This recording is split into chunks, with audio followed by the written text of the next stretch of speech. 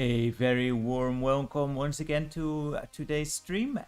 We are going to play some more Commodore 64 games here on the channel again. I got two compilations here lined up to play through, hopefully, if everything works out fine.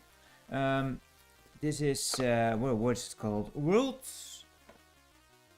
Beaters Giants? Hey there, that Dutch guy. Great to have you. But yeah, some really cool games, and I've got the Sonic Master Mix. That's the one. Also, a really cool collection. Both of these boxes are really great. Hey there, Ed. Great to have you on, and great to have Mr. Grimm as well. Today, no beer. Haven't been feeling too hot lately. Bit of a headache today, so just my tea. Hot Earl Grey as usual, just because I need to get rid of it. Yeah, that's good. They'll do. It's nice and refreshing.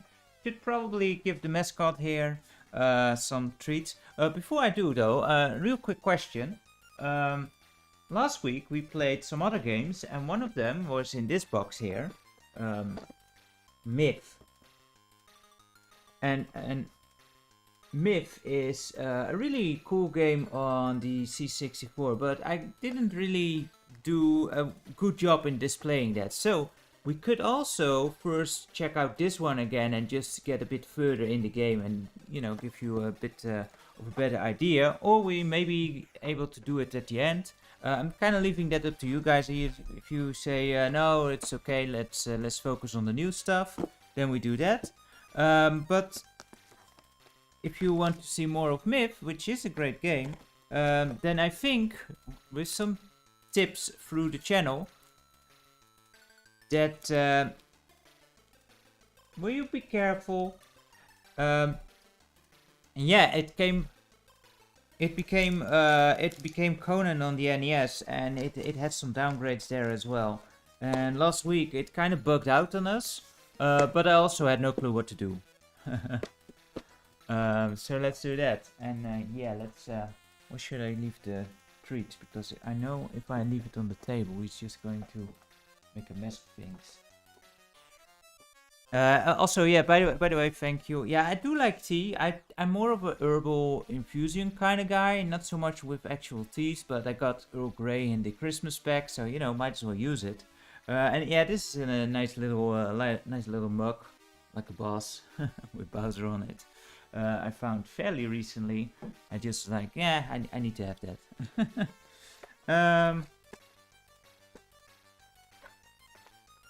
But yeah, Friso, his default state is hungry. He's never fed up. Like he can just keep on eating until it comes out again, and then he'll eat it again. It's a rather nasty cat, honestly.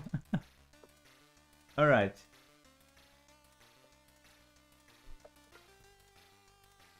Yeah, it's Earl Grey, which is more of a nicer blend, I find, when it comes to actual teas. But normally I just like the pure herbal stuff. Anyway, we've got Myth here, so let's give this one another go and hopefully actually make some more progress in here in a way that it was intended. And somehow the boss, I'm going to switch to the next screen. Let's see. No, that's there we go. And then we should open up. Yeah, there we go. And for some reason, like the boss thing that was at the end of the first screen was kind of preventing us to go forward, and that's supposed to happen. It's a boss for a reason, but somehow we kind of managed to defeat only half of it, like the head, and that's not supposed to happen. You're not supposed to kill the thing with there's one particular item you actually need to defeat that thing, and I did not know that, of course. There we go, Myth. Yeah, I'm not actually sure what that monster is supposed to be. Probably some kind of griffin, or no, what are those things called? The hybrid beasts. Um, because that area is like in placed in ancient Greece, right? So, what are those things called? You know, in the lions mixed with horses and all that stuff. I forgot. Chimeras. There we go. Of course, the moment I say I forgot it.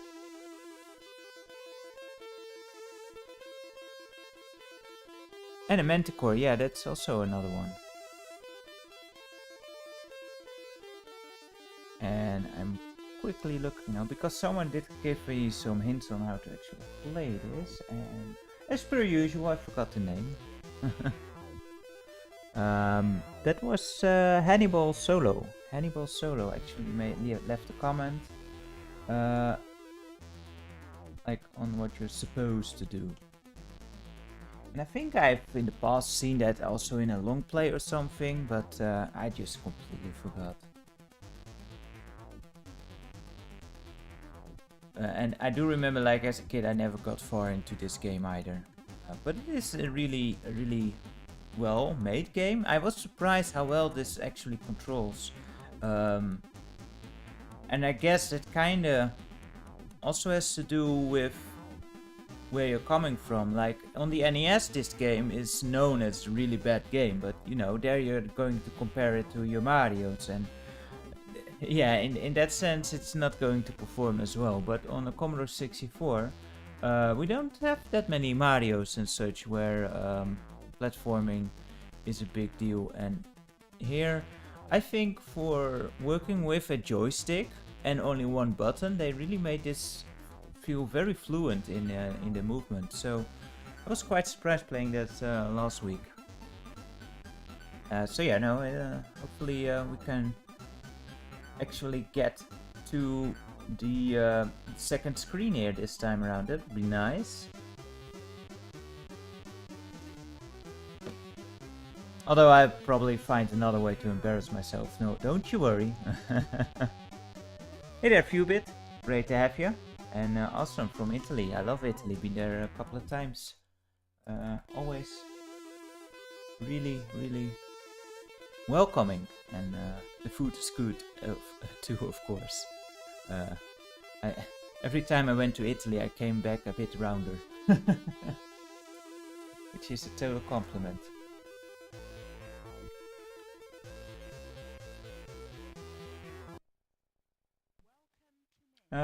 Yeah, it kind of does have the same feel like from the first, from the Star Wars from the NES cave level. Man, it's been a while since I played that game. I remember liking it, but it got really hard fairly quickly. Seems to be a common trend with Star Wars games.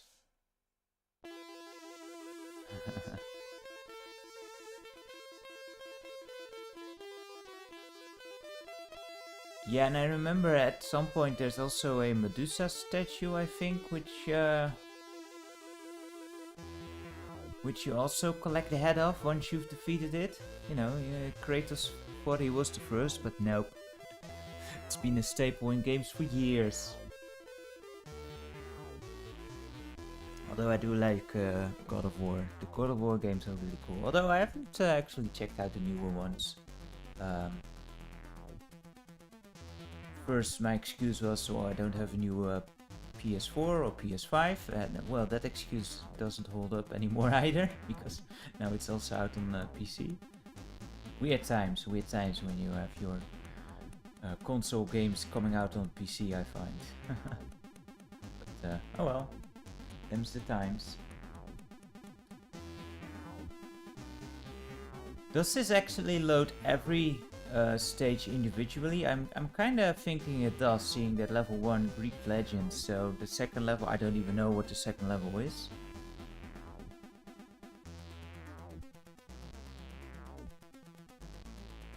Nah, don't know. I'm trying to remember if I think there was a a boat scene in here as well at some point where it had some lighting effects. So maybe Caribbean or Viking maybe? I don't know. Yeah, the Persona games, another good example that I did not get. But man, the Persona games it's one of those series where I keep thinking like, but I want to play the first one first, and then you get to the first one and you get a bit in and you're like, eh. It's hard to get into nowadays.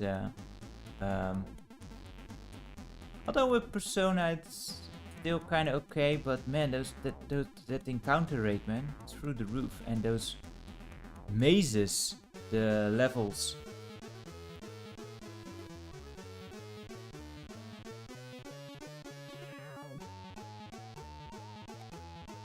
Same kind of with the Disgaea games. Another example that I never played on console, and then it came out on PC, and I was like, yeah, that sounds like fun to really try out. But yeah, I didn't have the 400 hours laying around to actually make good use of that game. That stuff is long. But it looks and sounds really fantastic. But yeah, really some of those games, you know, you really want to stick your teeth in, but I never managed to actually hold out that long. It's kind of also why I started to do the streaming things. You know, it's kind of an idea like I can actually get through some games. So that's why in the midweeks I will start to play through some games, and you know, eventually we'll get to some longer games as well, no doubt, which will be great. You know, you have some actual good reason to keep focused on the game, because you have to finish it on the stream. And if I do it myself, I tend to just hop from one game to another, and then I forgot all about the first one, and it's hard to get into, especially with those more complicated games. Like Disgaea or Persona, that kind of has that same thing too. If you're 10 hours in, and you leave for 2 months, good luck getting back in there. There's a lot of systems in play in those games.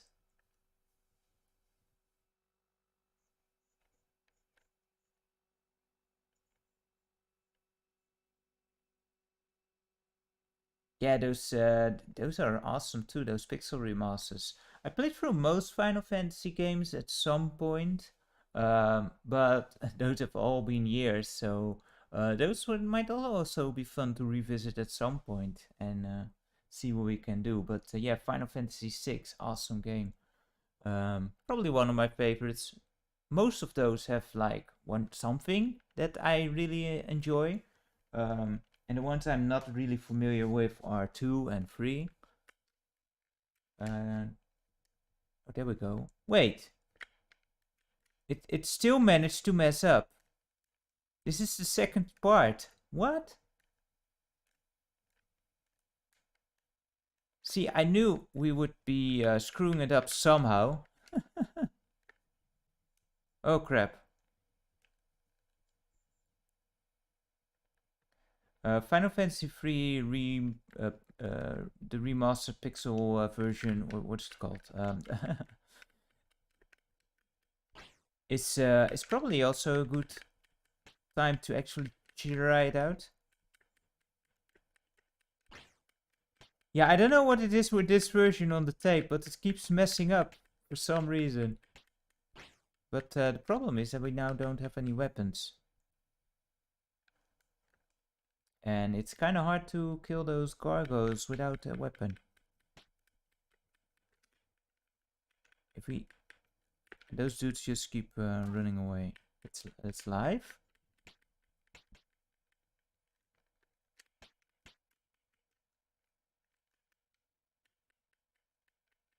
Yeah, there's no point in those gargoyles just eat you up real fast, and that other dude seems to be running away. I mean, why not? How did this skip happen? That is so weird. I guess the tape is kinda messing up a bit.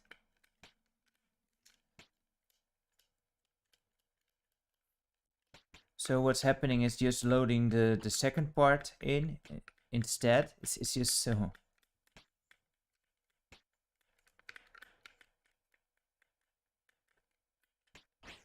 But yeah, this is nigh impossible now to actually get a weapon.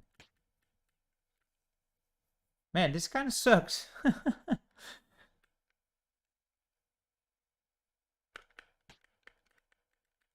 Yeah, they just swipe and then they move on.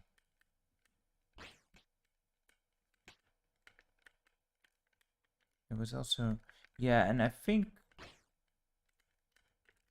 Oh, oh wait, you can also punch. Ah, I remember now.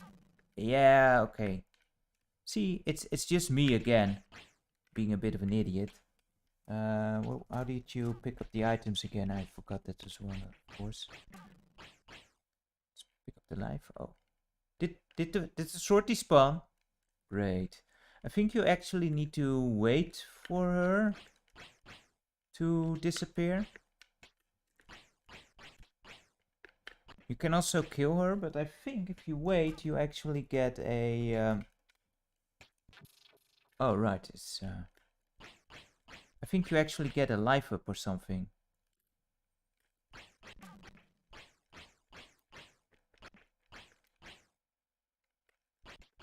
She is an enemy. Like when we touched her, she turned into a snake. And you can kill her, but I do believe, if I remember correctly, if you wait it out or something, she will disappear and leave out a nice health pickup to extend your life bar at the top right. Why isn't the sword coming out yet? That was... There we go. Wait.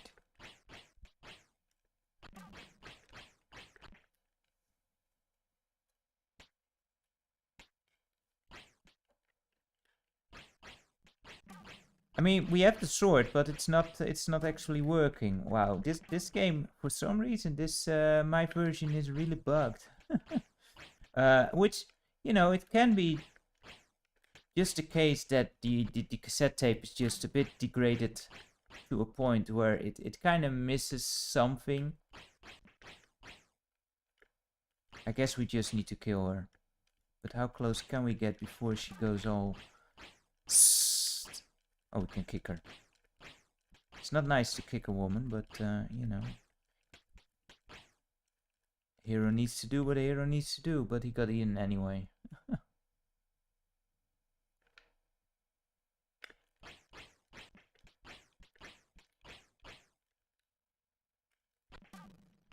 Yeah, punch right through that shield, or run off, I suppose.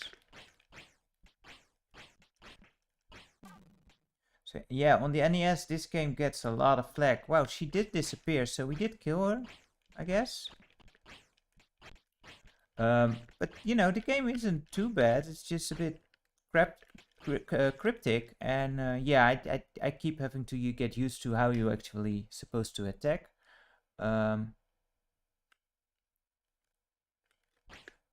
And now our our fist item is disappeared.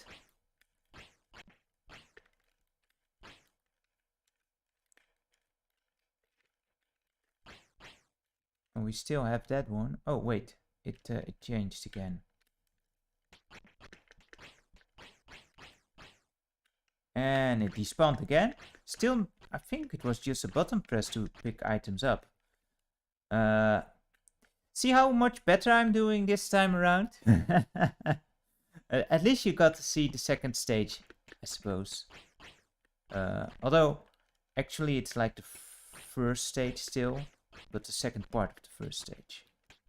It's like the Commodore 64 remembers, like, oh, he did that first part first, so might as well skip to the second part here.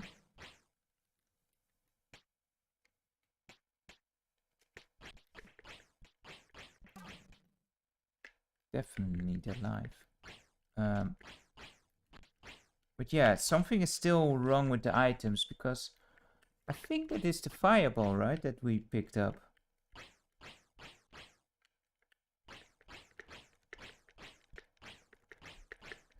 but for some reason it is not working at all. I don't know if we actually hit her. Tiny bit closer.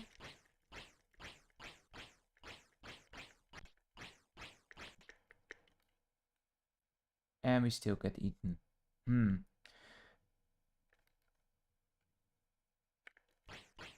Why don't these dudes drop their sword? That'd be nice. Anyway, let's see. She should be dead now, right?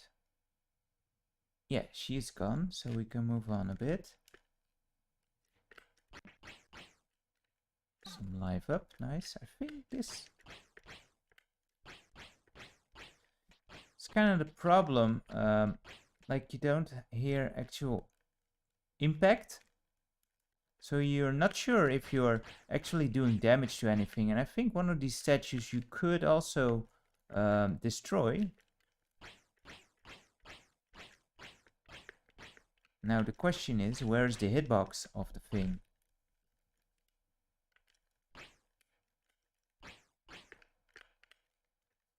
Or is it the statue that comes later on? I mean, that's possible too.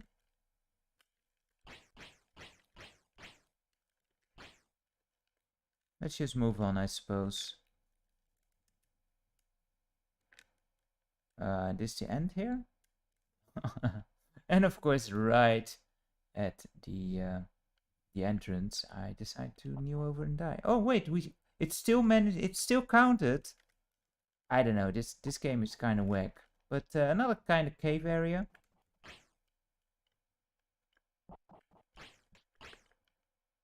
Bye.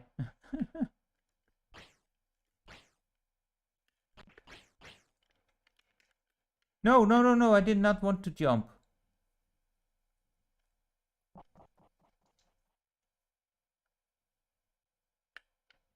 Can we continue here? We can. Ooh, there was a bit... But yeah, again, this platforming is not too bad for a Commodore 64 game. And also, the different attacks... The thing is, you just need to press the button down and then your direction tells the game what kind of attack you want to do. So, you know, kind of like... there we would have Medusa. It's kind of like those fighting games on the Commodore 64, like International Karate, which we also played last week, which I also was terrible at. I think the problem here is that you can have... Oh. Yeah, I think in the previous area where the statue... that statue which you can destroy actually holds a shield, but I kicked it a bunch and it didn't crumble down. So now my amazing platforming skill. Well, wait, it just loads another level. I'm really not sure. It's like it has some pokes initiated or something. It's really doing weird stuff. Or did it, is it going to load the first bit again? No, because it's continuing from the tape where it left off. Well, I guess we'll see another level.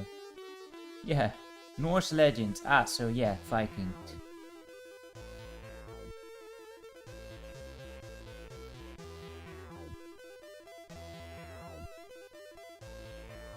I don't know if I should count this tape as being good or not now, because it's doing such weird things. But yeah, let's give that a quick look and then move over to the actual, the new collections. Which are published by US Gold, but it doesn't mean that the games were made by US Gold. US Gold just published a collection. So these collections came out very late in the Commodore's lifespan, just like best of boxes, you know. But they were awesome because you got multiple, usually decent games in one go. Because these collections tended to have like, you know, the things that were selling most years prior. So you tend to get some really good games on these, and sometimes, yeah, there's some stinkers in there. But this collection has Rolling Thunder, which cool arcade thing, and I think this version on Commodore 64, if I remember correctly, was actually quite nice. Gauntlet 2, a really awesome arcade game, especially with 4 players. I don't remember too much of this because I also had the NES version, and that was just so much more convenient to play. But yeah, I've had a lot of fun with Gauntlet 2. 720 Degrees, which is a skating game, you know, early skateboard game, which people liked it a lot. I've never been much of a fan for any skating game, to be honest, but yeah, it's okay, I suppose. I think in the arcade it had a did it have like a tracker ball to make things a bit easier? I remember being very lost in how to actually control this properly on the Commodore, so we'll see. And it has Outrun, so on here there's also a SEGA kind of big name, I suppose, and California Games, which is a huge collection of sporting events. So if everyone works on that collection, we might not even see the second collection, because there's a lot of game in there. But yeah, let's take a quick look at Norse Legends if it wants to load.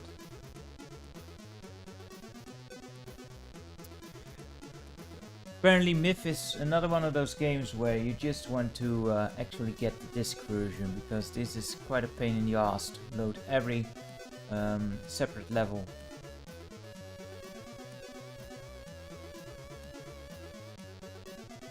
I don't remember as much how good Outrun is on the Commodore 64. Now the original arcade version is legendary, of course. Lovely stuff. Always a big, you know, a must if you got into an arcade and there was a Outrun game. You had to play it. Same with Hang On, really. SEGA really, those scalers were really amazing games. Really brought you in the game, and there was good sense of speed, good stuff all around. When it came to the home conversions, it was a bit hit and miss. If we get to it, there is also on the other pack, I think, Turbo Outrun. That one is not so great, I remember. We haven't been too lucky with great racing games on Commodore 64.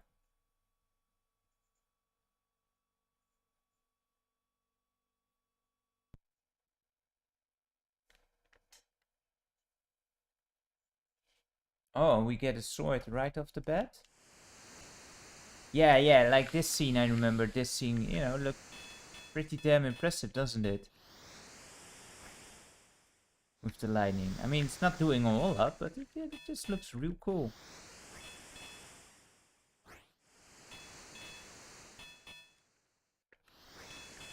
Kind of surprising that the boat isn't going all over the place, you know. With such a thunderstorm, you'd imagine that you wouldn't be standing on this boat very stably. You would be thrown all over the damn place.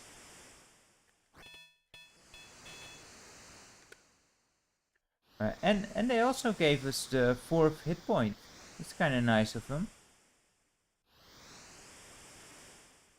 Are we done? Oh, bats. Or whatever. Not bats, probably. Are you kidding me?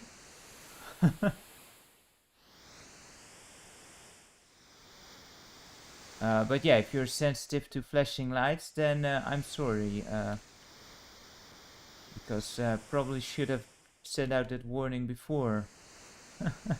Hope no one's on the floor right now. That thing is really hard. Come down, come down, come down. Ouch.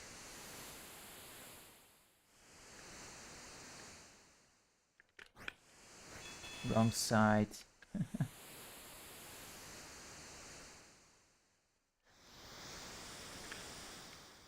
The epic fight with the bird. Okay, so if the lightning hits the wooden boat, you die instantly. Makes sense. Although, you know, the deck is probably covered with water, I suppose. So is that like a time limit, or was my life out in general? That's also a possibility, of course. There's no way to hit upwards, is there? Man, by the time I see him swooping down, it's already...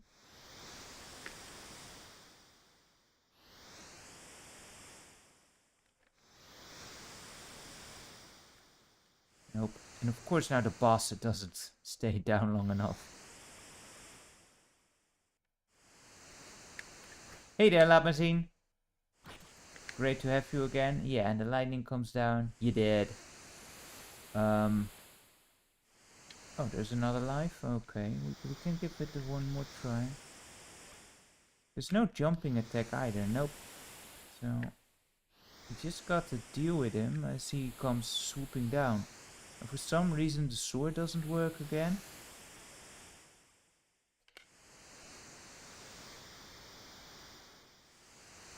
Or you can't see it, I don't know, you really can't tell, I guess. If there's a sword attached to that hand.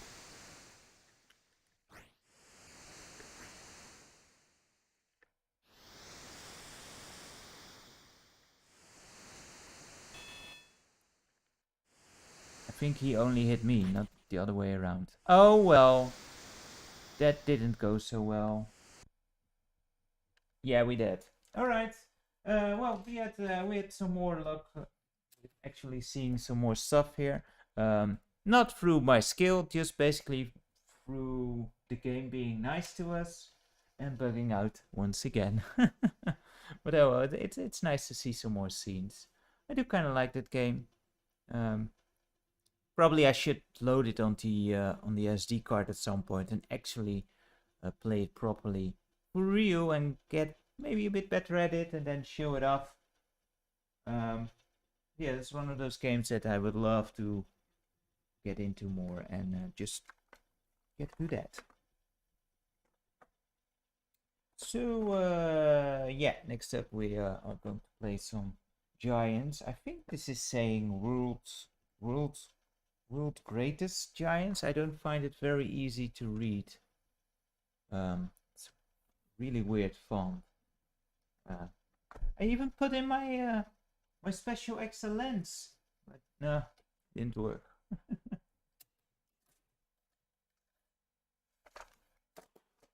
we go. Let's put this away.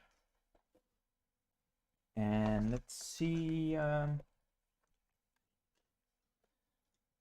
This is the first one, which is Outrun. So let's go. We were just talking about Outrun. So let's see how this one plays. We already, at one of the first times we played Super Hang-On, which was pretty terrible, unfortunately. Did this work? I don't know. It did. So hopefully this one does a bit better. I really don't remember it too well, what this one is like. C64 just doesn't do racing games too well. There's some great ones out there, but yeah, some just try to do a bit too much where the system is not capable of it, and especially with those scalar racers.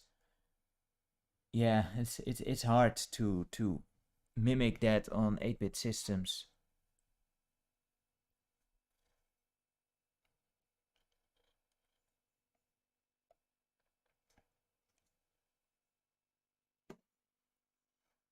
Good music. That's a big pro already. Oh, a route. I guess depending on where you load the game, you get the different routes. But a route is the easiest one, right? So that's good. And yeah, some good music is always a plus in these things. I think in Turbo Outrun, Tell actually had some sampled voice in there, which impressed the heck out of me back then. And yeah, I guess that means you just load in the route that you want to race instead of the forks. That's kind of unfortunate. Is there actually a manual in this box? I don't think there is. No? Must have lost that, or maybe it was. Well, usually it was here.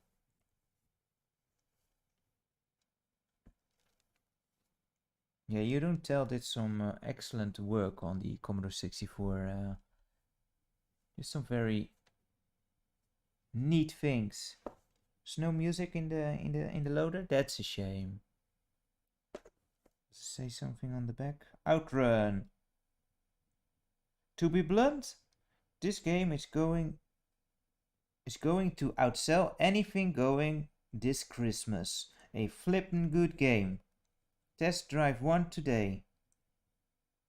From your Sinclair. Okay, just a blurb.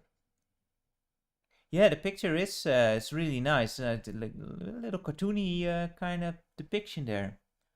And I think pretty unique for the Commodore 64 as well. Not for, like, there's nothing like it on the Commodore 64, but I don't think any other system has a picture quite stylized like this. Like the oval shape is kind of the same and more, but that's all that it's saying, eh? That's all the box actually says. Like just some review blurbs. That's kind of weird. And they translated all the blurbs from your Sinclair into the other languages. It's kind of an odd way of doing it. Here's some preview text. Yeah, this game's going to be good. Done. Actually, they didn't even say that. They just say this is going to sell well at Christmas.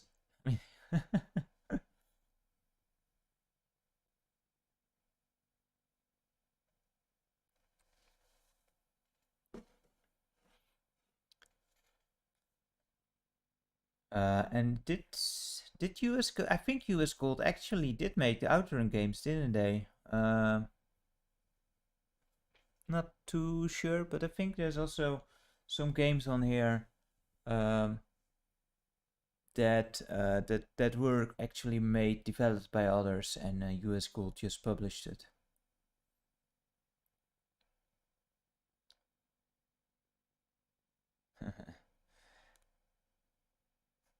Waiting on the loading. I do still kind of enjoy those colored bars, you know. It's so nostalgic. We there yet?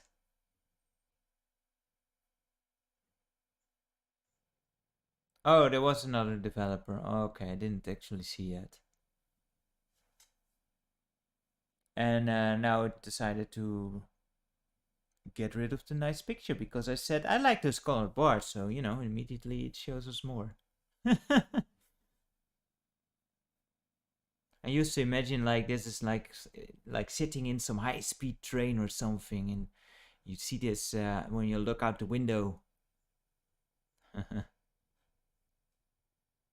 Silly, what you come up with when you are bored and waiting for a game. There we go. Yeah, and it does have the actual music cityfied. That's cool. Splash Wave. Does it also have magical? What was the second one called? Magic Shower? I don't think. I'm trying to steer. Probably this one is for port 1.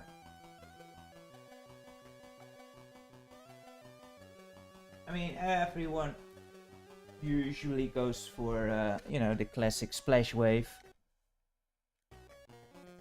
But yeah, I'm all about Magic Sound Shower, that's the name.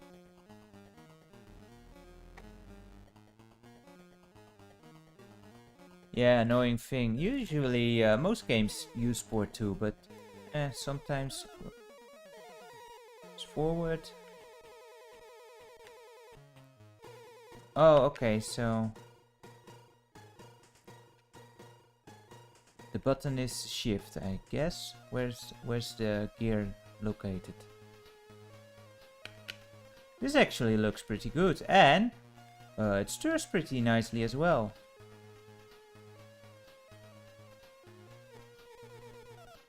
Yeah, I'm afraid that Turbo Outrun is going to be a bit of a, a letdown in comparison, but this actually plays decently well. And there's music and the sound effects, that's also nice.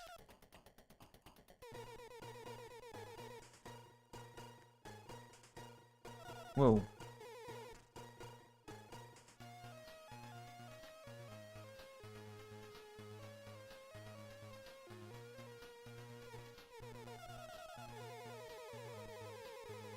Is this the one where you crash, your car flips all the way down and the woman is kind of angry? Or is that in Turbo Outrun? Yay, I made the high score. Let's try that again. Let's do Splash Wave, I suppose.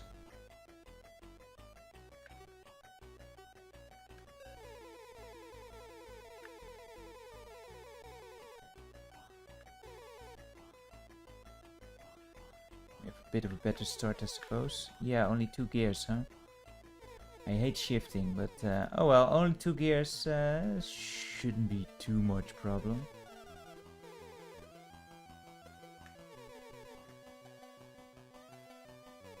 I think when it comes to SID rendition, then Splash Wave does come out a bit better. Just feels a bit fuller. And by the way, if you notice that the audio is too quiet or too loud, please let me know so I can adjust it. Because I have the audio pretty far down in my own headset. You know, to focus more on the chat as it comes in. But it makes it a bit hard to actually judge how it comes out on stream. And if there is SID music, of course you want to hear it. Yeah, same here, man. Same here, Lamazine. I would love to see something different here. But nope, not yet. How far are we? Does it say anywhere? Man, the timer is pretty strict.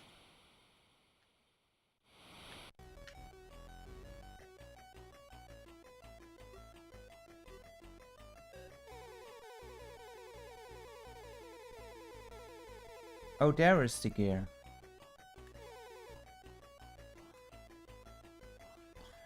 The one thing is that like all of those older console drivers had these ugly horizontal bars, and I don't know why, but I never liked that look.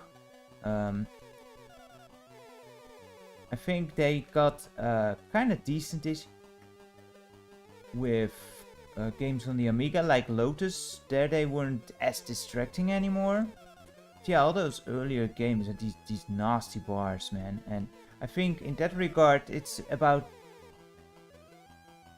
like one of the ways why I can totally see the ZX Spectrum being far superior when it comes to racing games. Yeah, the speed, yeah, it kind of makes sense that it's for the speed, but don't you have like the things on the side for that as well? I don't know, I find it just a bit distracting, all those bars. Like they're too contrasty is probably what I mean to say there. And of course, once again, I'm really bad at this. You can't just...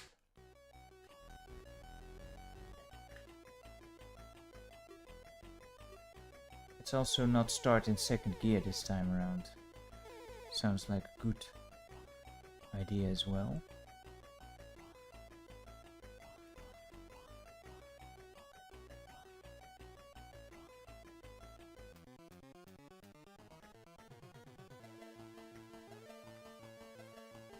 Yeah, always with those bars, and I don't know. I just It's a style I don't like. I know in the Lotus games, they kind of lowered the contrast quite a bit, so it was more pleasing to the eye. But also, like right now, it's just like the road just goes on forever on the screen. Although I think that coloring is just a limitation there, but would have been nice if they had on the side like green or yellow, you know. For some reason they turned off the traffic this time around. I'm not sure. We're not seeing anyone. Not that I mind. But yeah, this plays really well. Oh, we're still in the first gear. That's why.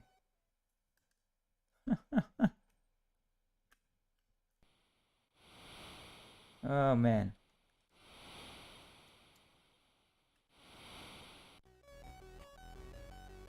Yeah, it starts you out in the second gear. That's so annoying. And I even said, let's not start in the second gear.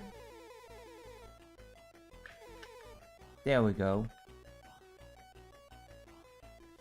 This really does control well though. Like we've seen some games that had such big oversteering, and this is nice. Cars are also, you know, for what's possible, nicely scaled. Can only have so much, but I've seen much worse where they're basically only like 2 states very far and right up in your grill. And here there's some decent scaling going on. Just missed those trees.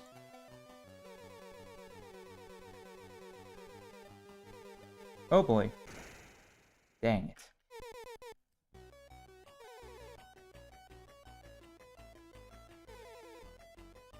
We're doing so well, but not anymore.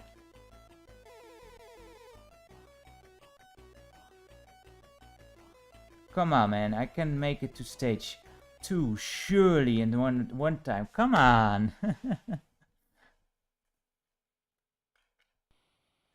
I'm not even sure how far we are. Like usually in Outrun you get the nice map at the end. Not here. Probably shouldn't have done it. Just gotta believe in yourself, man.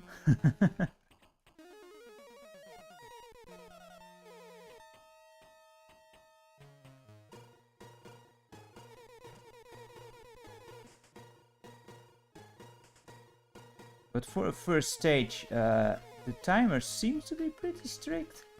Or am I just really this bad?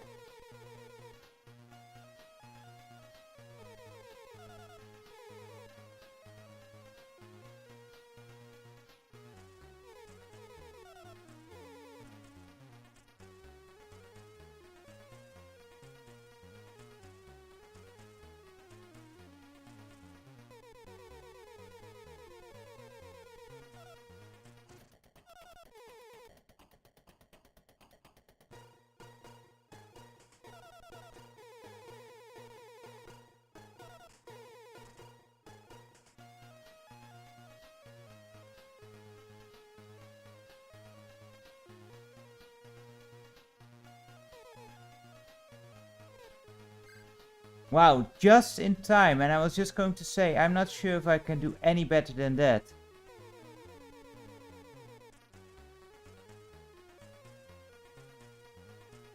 Okay, so you can... the hitbox of your car is not the whole car, I guess. Only the center part. Yep. It's good to know.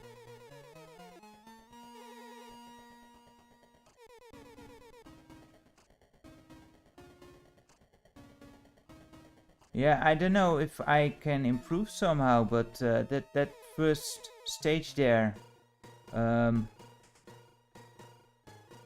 I didn't hit anything. Maybe I did brake a bit too much. I don't know.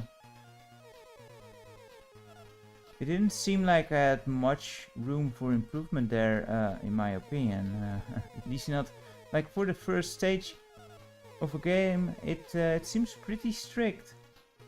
And we're done here. Yeah. Unfortunately. That's also possible.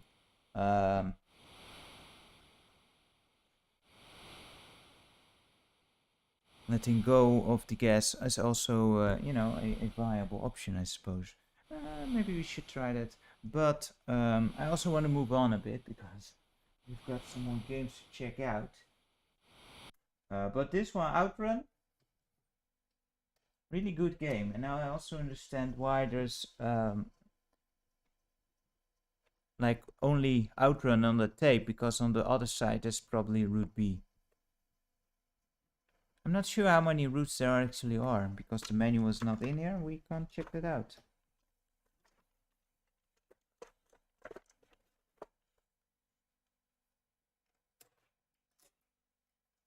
So at least we had one great game so far. Let's see, what do we have in here? This is the bulk of the different games, I suppose.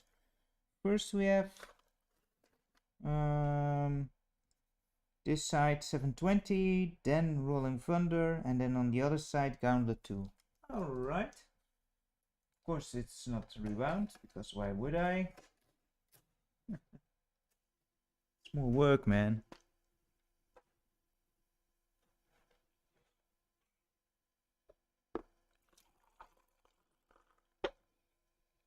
In the meanwhile, I suppose we could give Rizzo some more treats, because he's being good. He's behaving himself.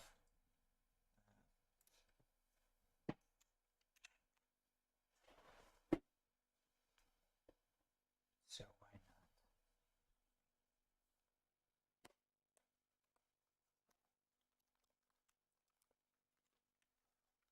not? Here you go. Oops.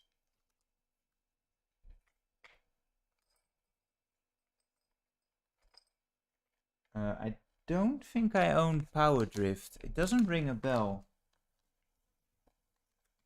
And yeah, it is 720. So I'm not sure. What's it like, Power Drift?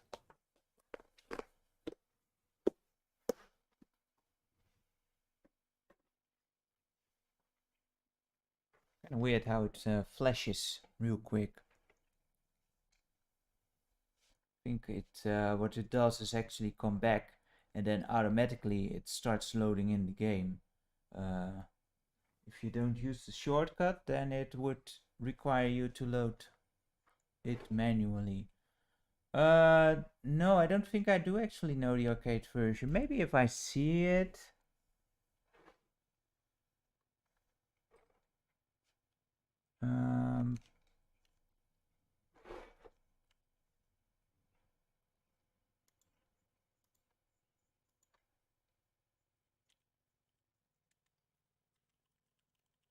Power Drift. It's also a scalar, isn't it? Oh, yeah, I remember that one with the bridges and all, and all that cool stuff.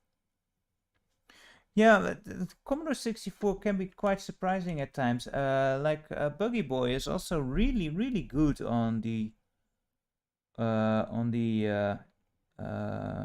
Commodore 64. Yeah, it's a racing game, but you drive over like the bridges. Yeah, it's a really cool looking game. I think I never actually seen that on the Commodore 64. But yeah, something like Buggy Boy is also really good on the old Commodore. So you know, it's possible.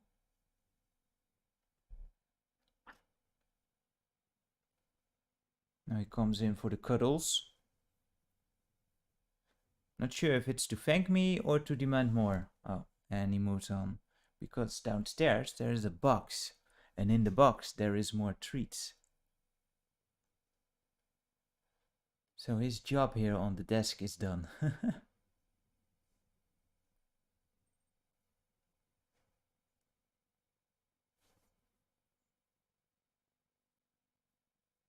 Yeah, I'll need to check it out sometime. Might have it on the SD card because, you know, there's a bunch of ROMs on there. So might be worth to check that one out sometime. Maybe I should start to hold a list, you know, with all the cool games we can check out at some point, and just have them at one go.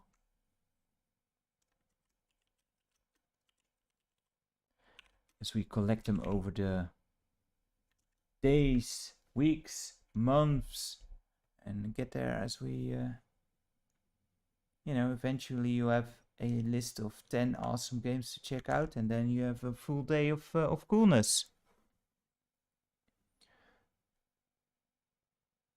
And also some new releases maybe, because I think this weekend there was also another new indie release for the Commodore 64, which looks kind of promising. I kind of forgot about it too. Yeah, and had a bit of some off days lately, and then I forget all kinds of crap. What was that called?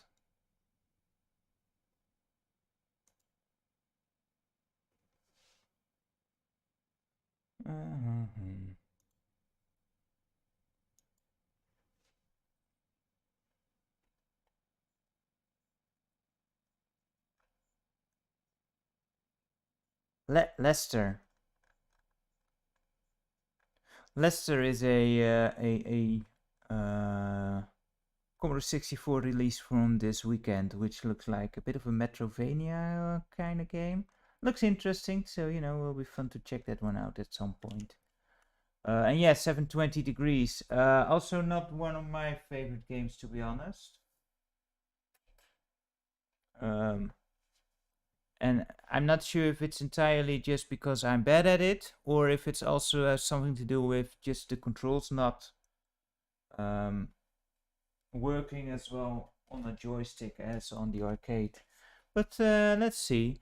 I think, interesting enough, like Skate or Die, the term actually originated first in this game, when the freaking bees show up.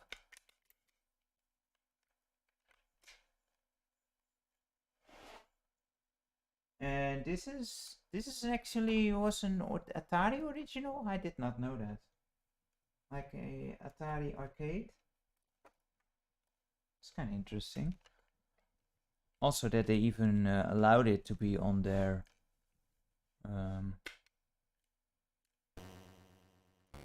Oh, that's the map. Yeah. Let's just go to. Already managed to crash.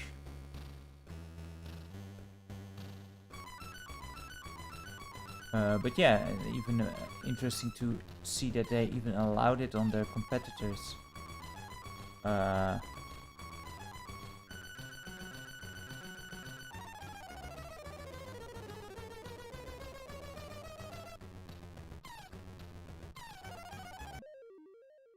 Can we not do the... Oh man. Yeah, I think it's an arcade original, and I think if I remember correctly, the arcade actually plays with a trackball.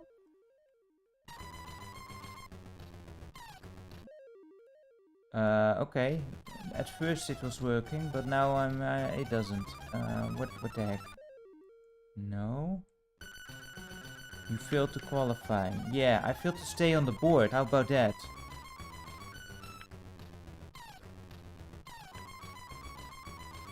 Let's... Oh, we can't.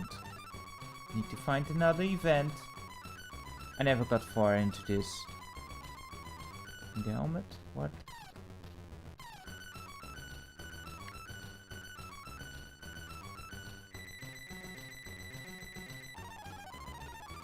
Oh, this is the course. I think this is like the one thing that I actually managed to finish at some point.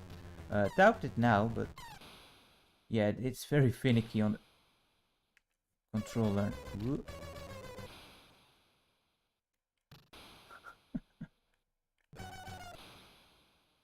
Or on the joystick. Oh! Like, look how small those ledges are. I'm getting Flashbacks to Marble Madness here, but only slightly worse.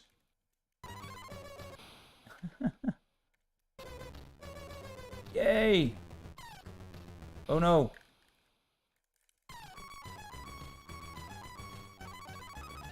Failed to qualify. Yeah, and I'm totally wet here.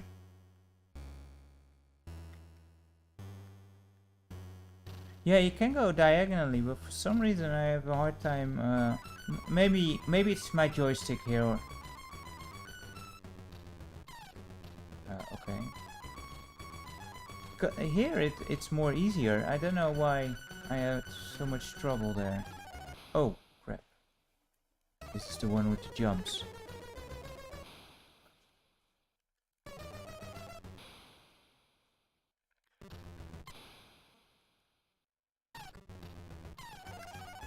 There we go. Well, still worked out.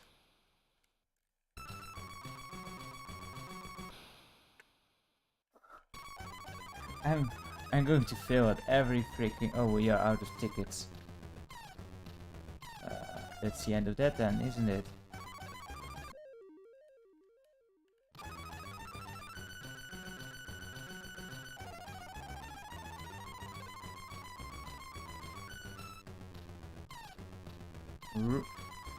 Also not a fan of like Skate or Die or Ski or Die. Just not games I tend to enjoy much. The bees are coming, aren't they? But you know, I'm also not much of a fan of Tony Hawk Skating. Even though I know it's supposed to be an awesome game. Oh yeah, here comes the bees. Here comes the freaking bees. Just, you know, just not games I tend to enjoy much. But it says more about me than about the quality of the actual games.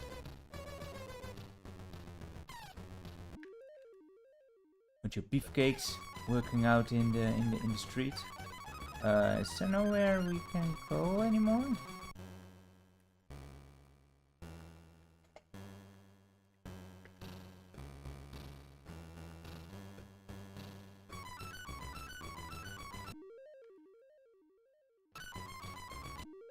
Oh boy. Alright, tricks for money, that was the point. Yeah. Are we stuck? I managed to...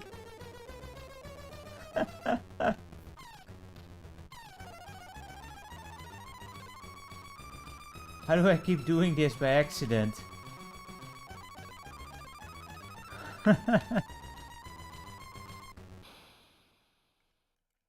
Oh my goodness. We are bugging out once more. We're out of bounds.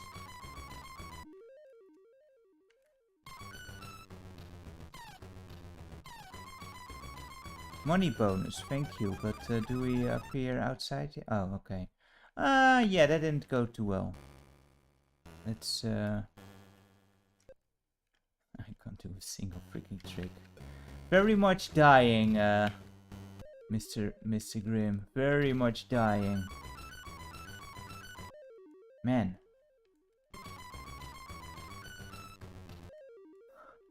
Can't even land. There we go.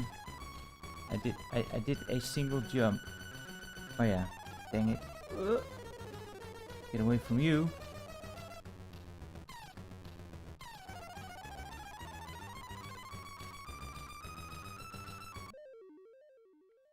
How do you actually do this? Okay, so yeah, you just need to have those diagonals.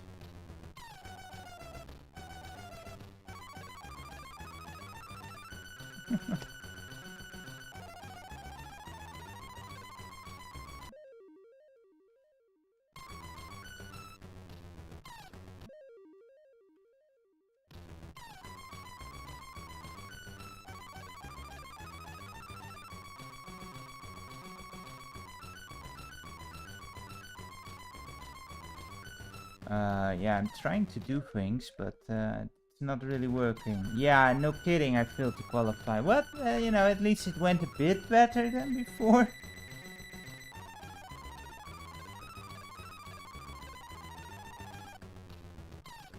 And when I say a bit, no, can't do that one. I mean, like the tiniest of amounts. Okay, let's see if I have the diagonals down now. Yeah, it seems a bit better. Oh, look at this guy. Look at this, guys. We're making progress. It feels really uncomfortable, but we are getting somewhere.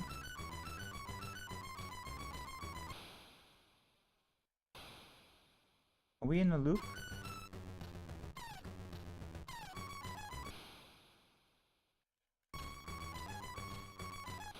Ah, damn it. Yeah, we did it. Bronze medal, huh? Well, I'll take it, I'll take it. It's better than the consolation prize of a wet pair of underwear.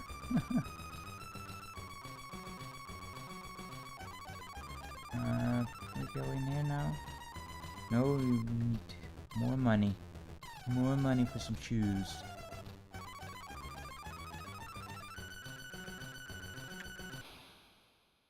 I think too late. Whoa. There we go. There we don't go.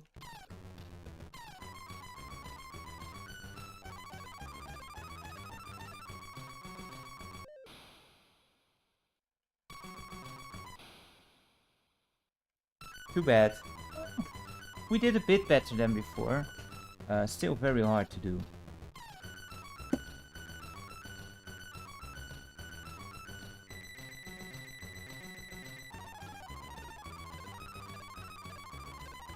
Yeah, I think you're right. The music is a bit hyper. Would make sense if it would play when the bees show up.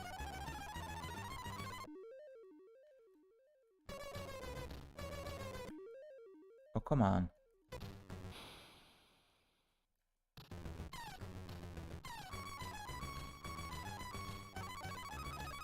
Why we don't have a ticket, huh?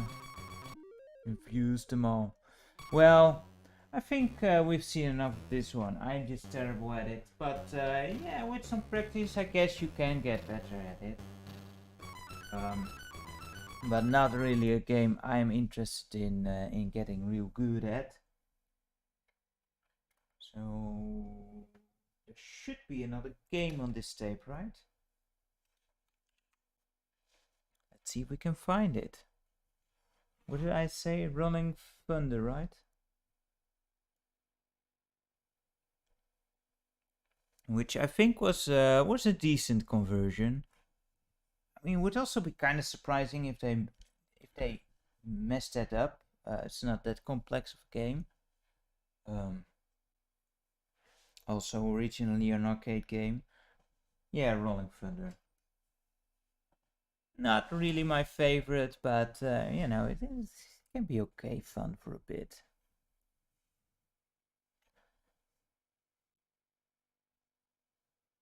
Just a lot of crap coming at you at once, and you have to quickly decide up, down, left, right, shooting, where, what. But at least they give you one hit for...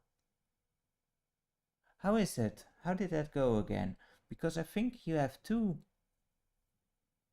you can take 2 hits, but some things kill you in 1 hit. I don't remember exactly. Does it have missing doors?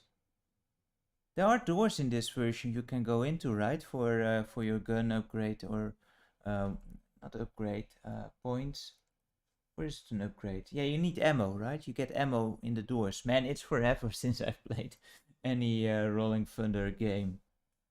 But I thought there were doors in this version as well. Am I just mixing up versions now?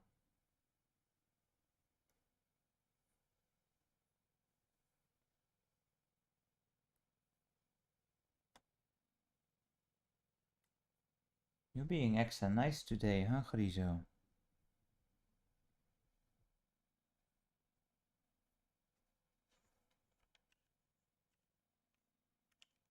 Isn't he... Alright, so yeah, I thought there were still doors, but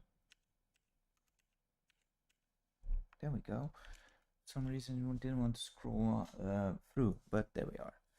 Maybe I'm remembering the SNES version or something. I don't know. Or the Amiga version. Amiga version, probably.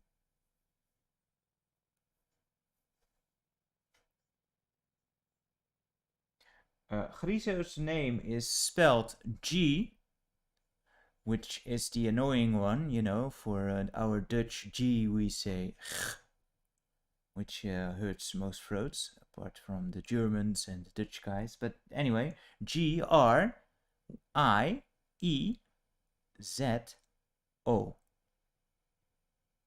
And the annoying thing is that in Dutch the vowels sound kind of the same as they are in Japanese. So A is A, I is E, and yeah, Grizo.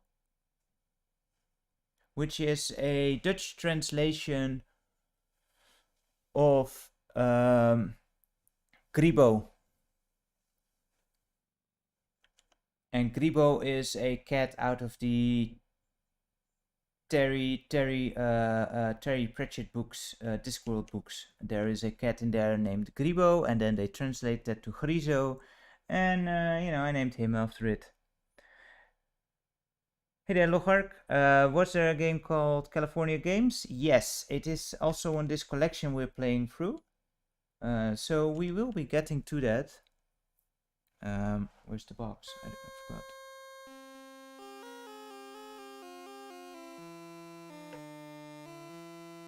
Oh, the box is here. Yes, so the third cassette is California Games.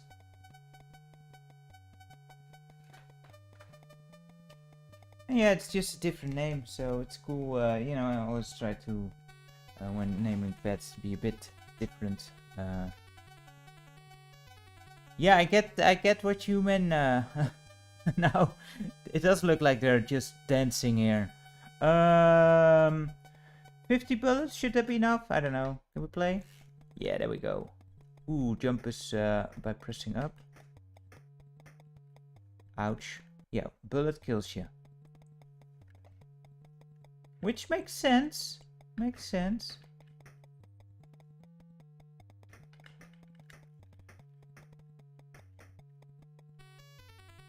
Yeah, California Games is a classic, isn't it? How do you actually... Oh, but...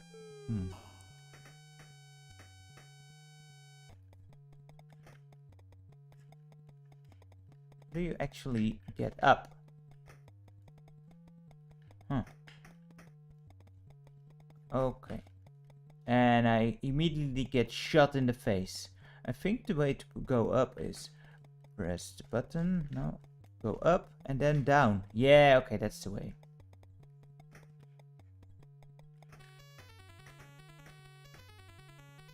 Yeah, but just pressing up once makes you normal jump. Pressing it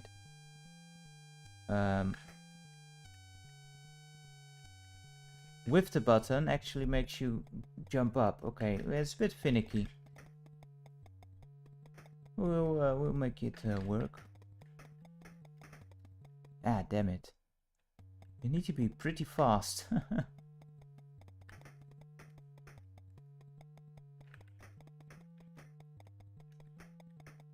And they are, of course, infinitely respawning. And I should really press down the moment they show up.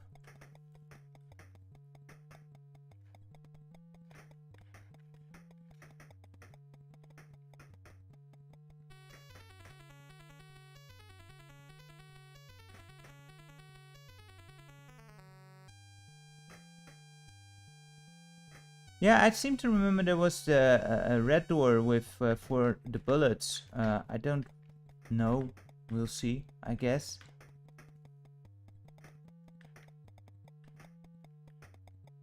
Otherwise ones take 2 hits, I guess. There we go.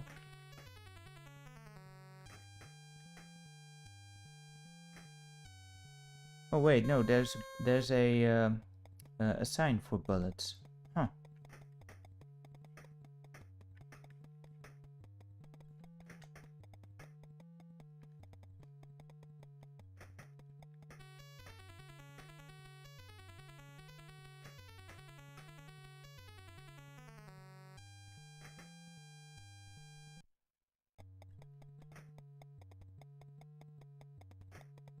Man, I don't even get to the grenade part.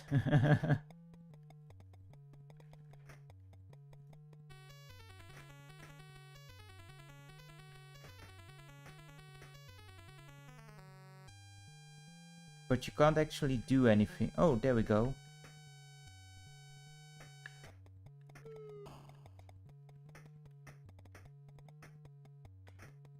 Yeah, red doors are of course elevator action, not where's the arcade? Do they have red doors there?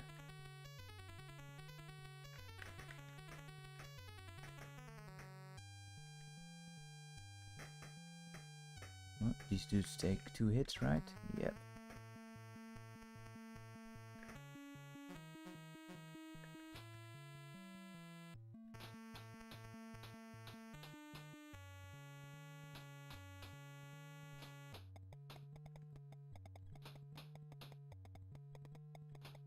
I mean, this is very playable still. Nothing really wrong with this.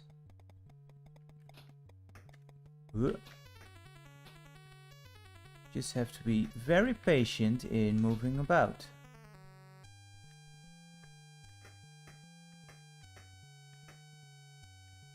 Go.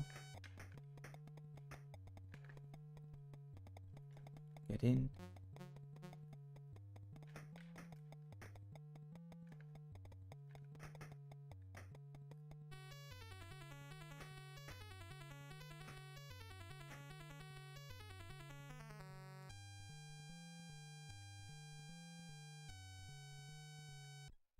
I remember eventually that crouching will get you killed because they throw some grenades at you, which you just have to get out of the way real fast. Or is that not in this version too? That guy had no chance.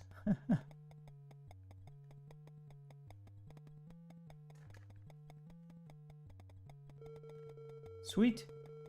Now if I die again, do we start at area 1? Hope not.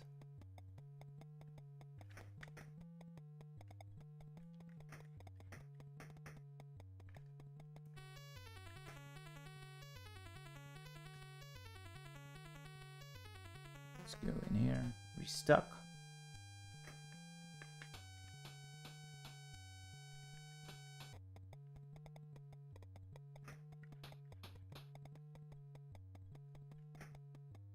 Come here, you.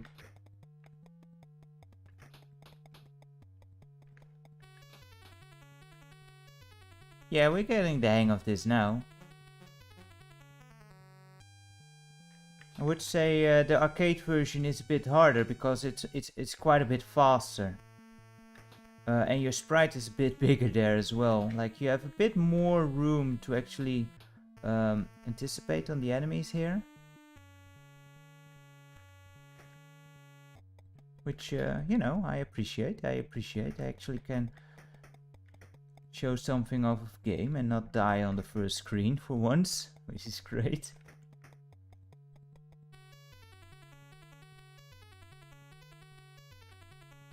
Do we need to? Yeah, I guess we need to actually go up and over, don't we?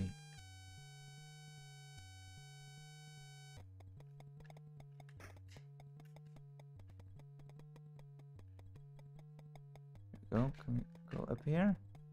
We can. Oh no, a gap. And now it actually introduces stairs. What?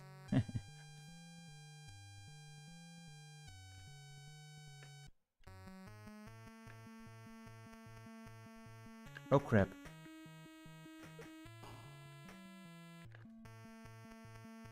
Did he just... Yeah, he does the grenades. See if we can snipe him in the ankle. There we go. And that's area 2. Done. Oh, wow. We're actually getting somewhere here. Not used to this, guys. I'm not used to this sensation of progress.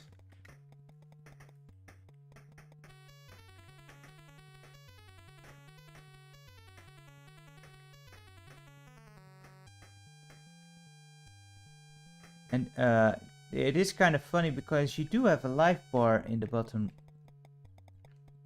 right, but it's kind of useless because one hit is just death. Although maybe if you collide with... Oh crap. If you are colliding with a sprite, you may maybe take some damage. Oh no, you don't. It's probably easy to stay on top. Oh wait, there's also obstacles here.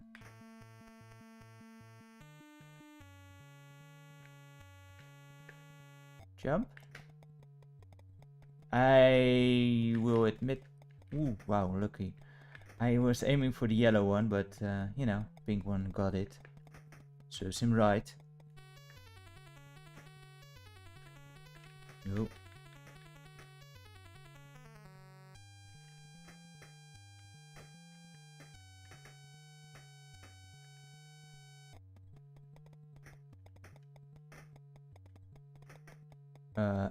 One bullet went straight through me. 2 bullets went straight through me.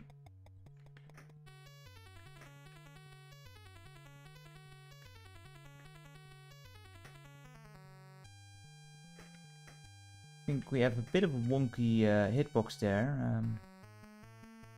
Man, they're not in a great position here.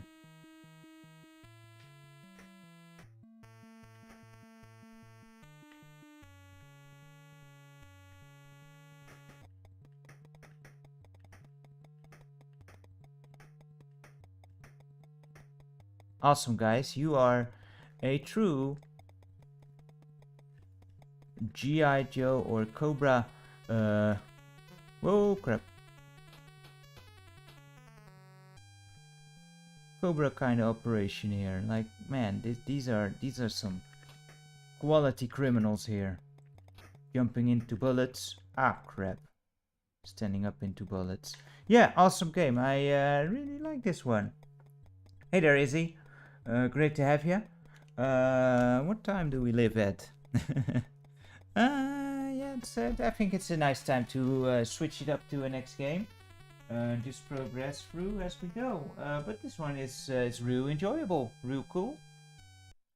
I mean, I actually get somewhere. That's a rarity. It's easier than the arcade version. I think it seemed to have. Remember that the arcade version gave me a lot of problems. Just you needed quick reaction times, and this one was doable. Just a second. Did it actually have something on the back here? Other side. Oh yeah, gauntlet. That's the one. Gauntlet. Some fireworks going up in the background. Someone still found a cache, I guess. It's tea. You don't like tea. You don't drink beer. You don't drink coffee. You don't drink tea.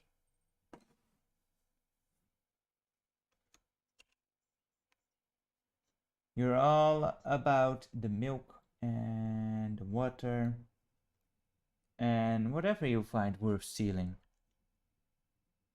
Yeah, permanent bullet time. Yeah, that sounds about right.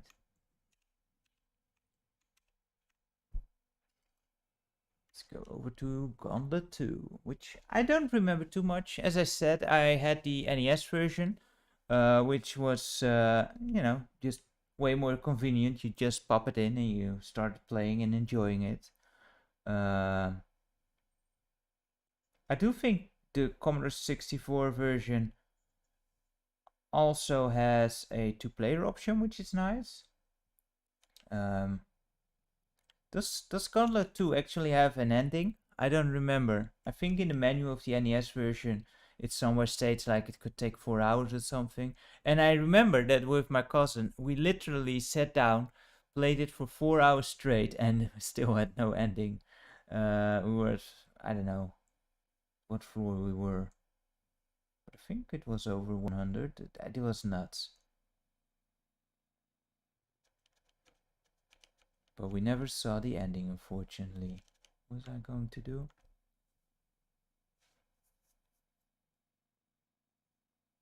Ah. Yeah, Griezel likes to try everything you hold in front of him and possibly try it out himself.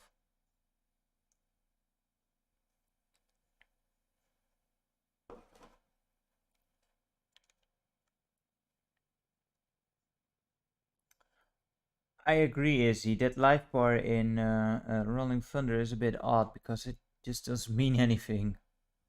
And it just seems like out of place, like normal hits or hearts would work just as well. I think in the arcade it actually has like bars, right? It has 2 bars, and if you get hit, you lose one of those bars. I don't remember it exactly, but it's not like a live bar.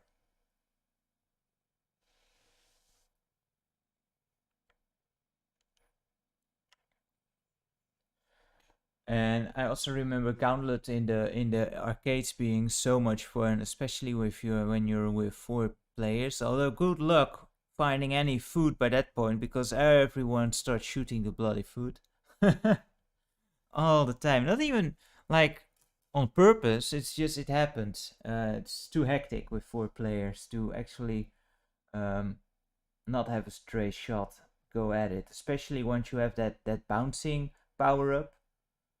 It's pretty nuts. And it's real unfair too. At least in the NES version, if you play solo, it's near impossible to ever get far because once you're dead, you're dead. You have to start over.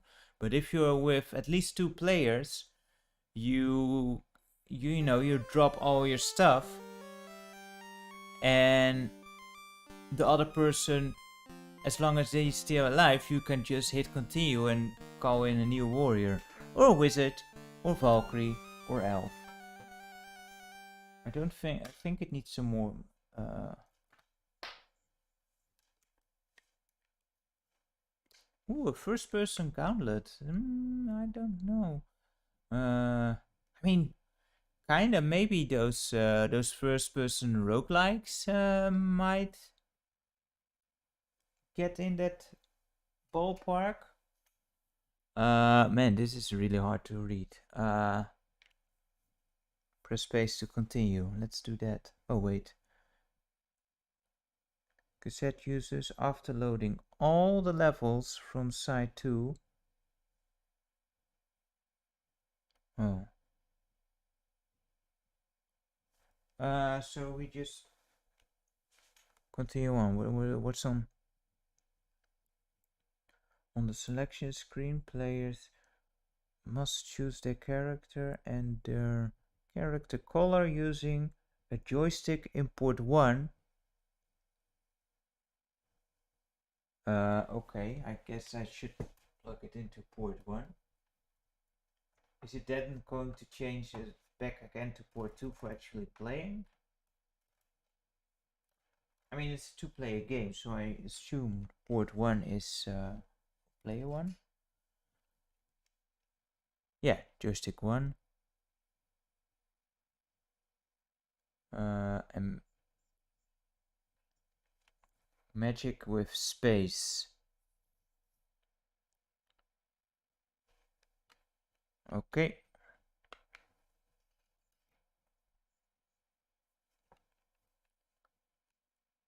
Oh, wow. Oh, did I miss the loading instruction? So who should we be?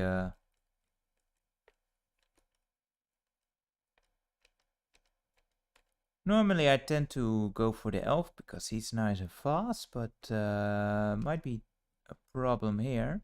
Or the wizard because he's nice and powerful. Let's go wizard. Do they have sampled speech in this one?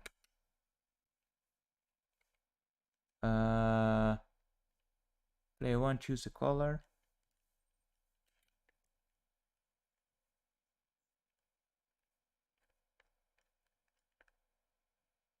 Is this a game you can only play with 2 players? Well, that would kind of suck.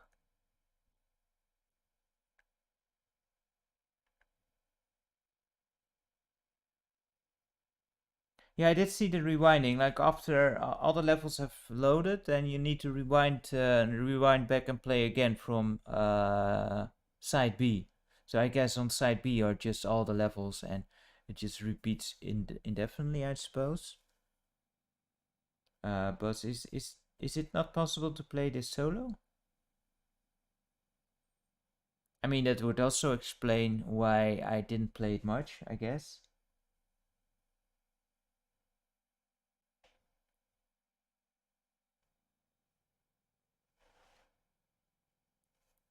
Because you try and convince your friend that no, it's really fun. You just have to wait until it loads for 15 minutes. Then we'll have fun. They're gone out of the door already.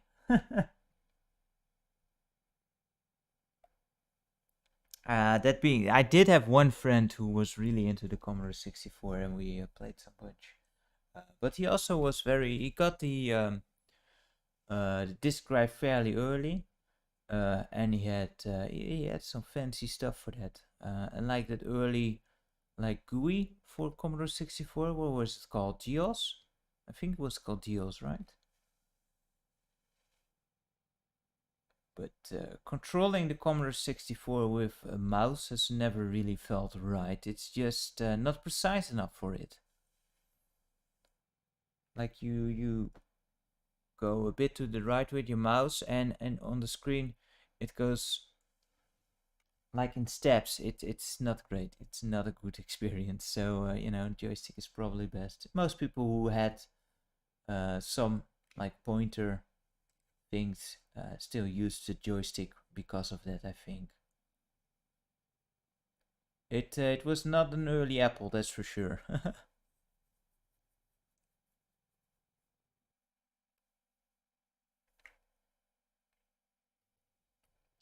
Every time when it goes black, you're like, yay, we're there, and then nope, still more loading.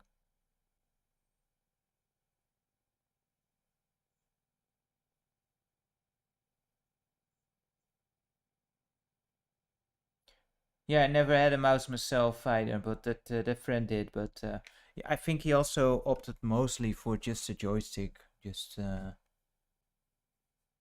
it was more convenient. Also because you wanted to play some games. Um, Another recent game that actually makes use of the Commodore mouse, I think, is Eye of the Beholder got a release on Commodore 64, and I think that allows you to use the mouse, which makes sense.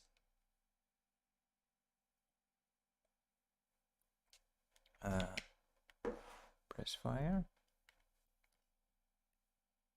If we don't press fire on the second port, then maybe it will. Yeah, I think it will be okay.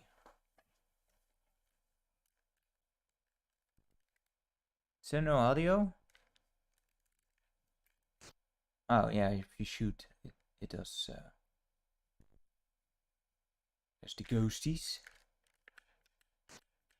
and there's the I don't know what they're called. Oh man, that sound does not sound great. I know there's a warp to level 5, I think, but let's just go through the early levels. You know, stuff I can still actually manage.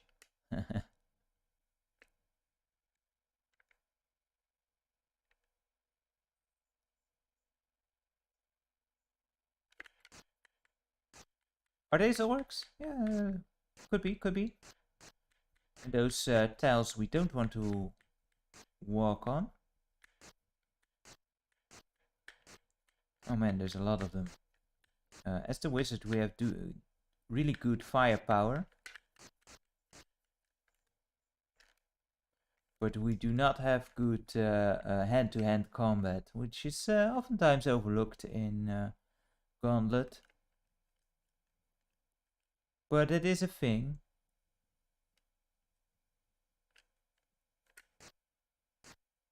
Oh, and there's auto fire. That's always appreciated as well. And of course, the baddies, they don't get hit by this nasty stuff on the floor. I remember on the NES, these styles, when you get hit by the laser thing, it makes a very obnoxious sound.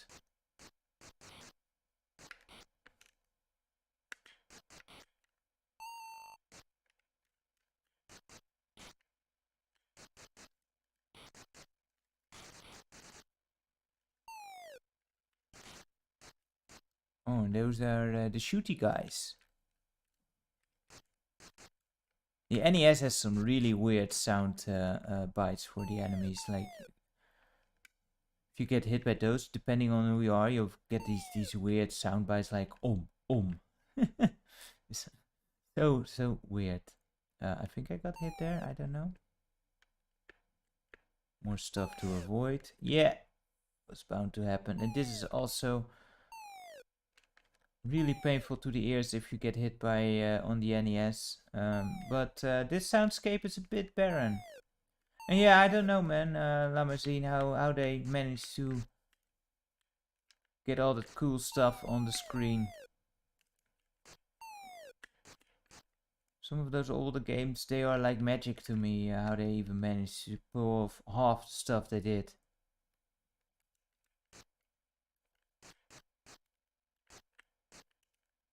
Especially if you look at like more modern demos and such, like the stuff they managed to pull out.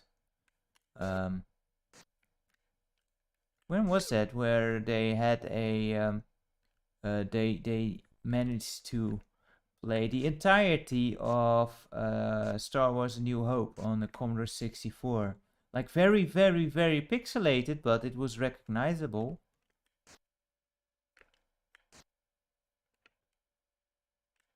I definitely got hit there.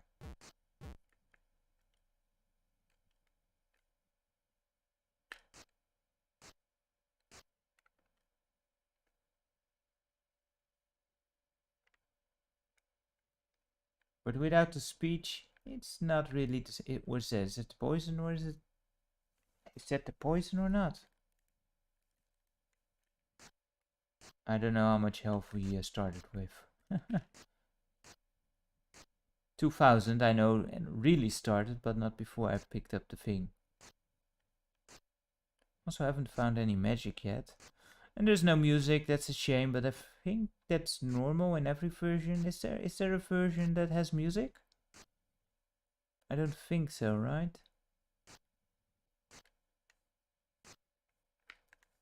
It's one of those games where you just have to put on some background music yourself and just explore the dungeons with your favorite tracks in the back.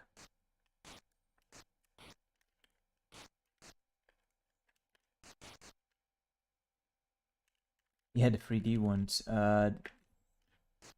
The one. Which ones do I have? I think I have Legend. It's called Legend. But it's the PS1 version. It's not very good. Compared to the Nintendo 64 version or the Dreamcast version. Or did Dreamcast only get the later one?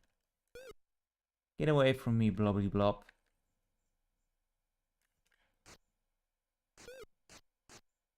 Yeah, Dark Legacy was the other one. That was the later one, right? I collect all the ghosties.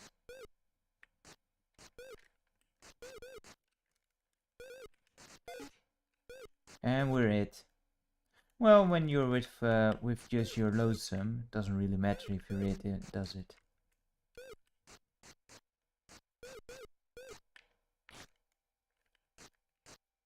I'm not entirely sure, but I think in this version you actually take a bit more damage from the ghosties. I don't remember chewing through life this fast.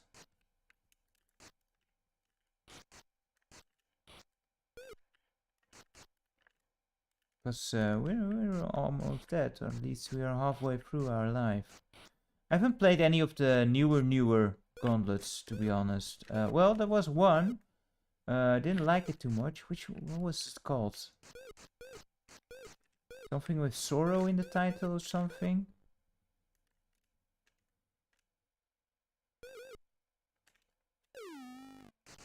Or was it Sins? I don't remember. I didn't enjoy it too much.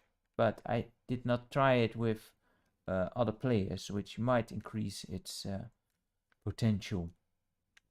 Because, you know, these games are really meant to be played. That's death. I did not intend to release death, but we should be able to get rid of death. There we go. Whisked away to the nether realm.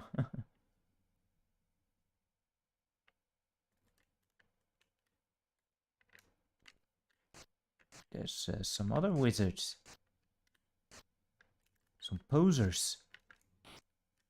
Ah, crap, that was my food. See, I still managed to shoot the food. Well, without the sidebar, it's not the same, you know? I need the red wizard shot the food.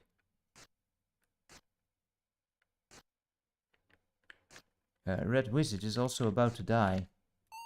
And needs food badly.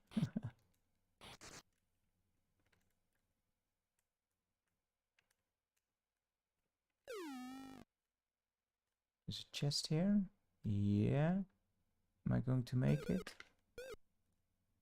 That only gave us like 50 food.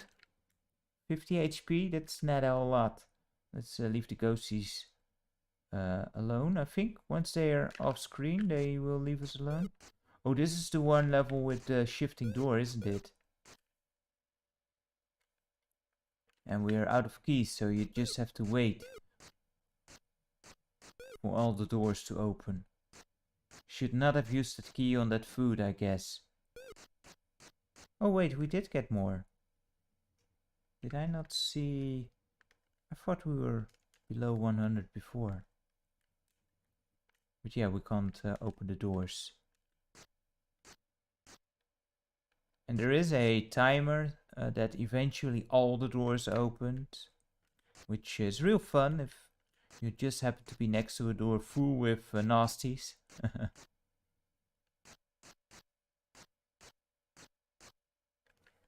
But yeah, we might have starved by the time we are opening any doors here. We'll see, we'll see.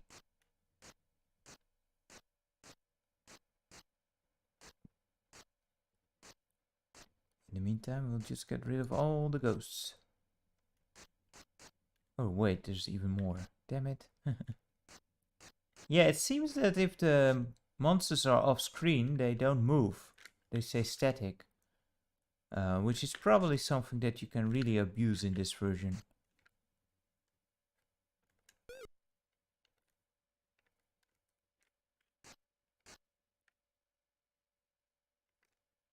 Are we going to make it? Are we going to make it? We don't have any more keys. So we're just stuck and need to wait for the doors to open. But I'm not sure if the doors will open. No, I don't think so. Too bad. It doesn't even spin. Ah, come on. You need the spinning animation. You could have done that. But yeah. Cool game. I can imagine with 2 players this is decent fun. Although, still, probably better versions out there. But this was very recognizable at least. Be kind and rewind this time. Which I know is not my typical style from back in the 90s, but I've learned my lesson. Much nicer nowadays. Yeah, I love co-op games. Just fun times. Except if you play something like Battletoads, then co-op kind of sucks, because You end up killing each other on accident, and the game is hard enough as it is. Next up, so it's time for some California games. Huh, actually rewound this one. And let's see how much I can embarrass myself with this one. Probably a whole lot. Don't remember this one too much of. I remember that I have played this quite a bunch also on the NES. Was quite enjoyable. When it comes to sport titles, you know, it's not really a genre I'm into, but quite enjoyable for what it's worth.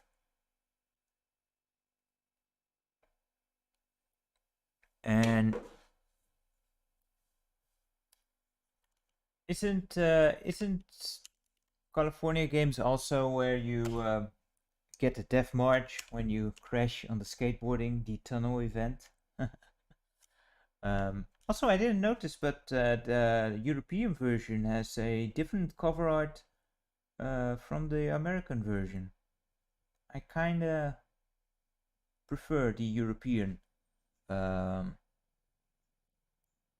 art, I must say.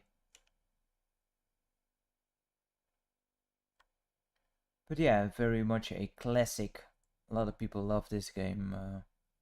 Yeah, I remember enjoying it, but I don't remember its like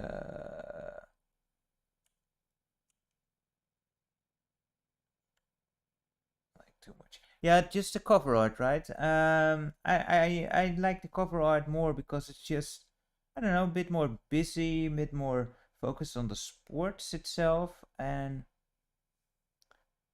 the US version, you just see a bunch of different legs, you know, based on the sports they do. I just like more of such an overview shot of the different sports that I enjoy most.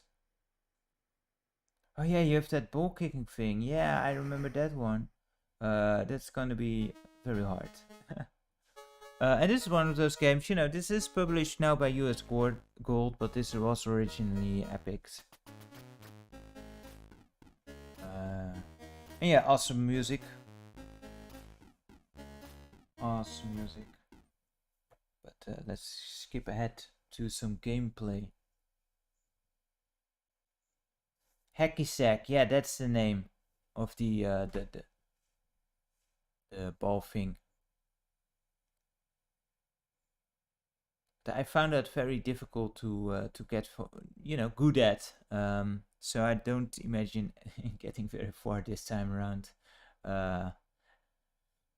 Yeah, I never actually tried to hit the bird. It was something that I think I only learned fairly recently that works. I did not know that as a kid, but I did see that featured in some video a while back, which was yeah, I love learning new stuff from older games. It was probably already known for ages, but you know, I personally like learning new things from the games that you used to play that you were unfamiliar with. That's just fun. Gives you also a good reason to go back to. Obviously, I didn't do it with this one. um, what other events do you have? You have the rollerblading event, right? Where you have the obstacle course. You also have the surfing event, which is which I don't think I ever figured out how to actually do.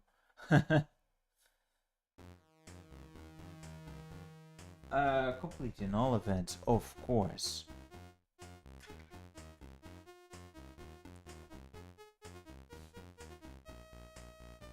I don't know if BMX is on this one. Was BMX on the first California games? There was also a second, wasn't there?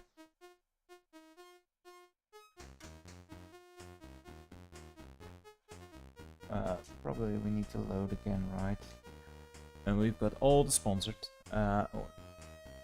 It's oh, name. Of course. No? Oh, it does type, but what? Backspace don't work. What the heck?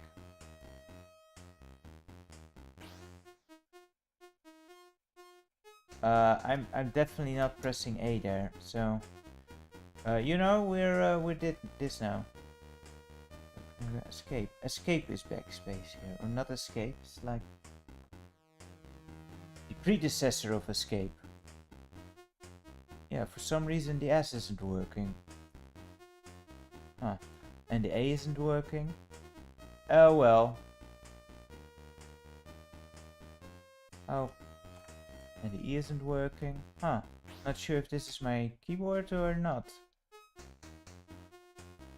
Oh well, we're just Q now. Enter. Enter. Space. Button 1. Oh. Shall we continue?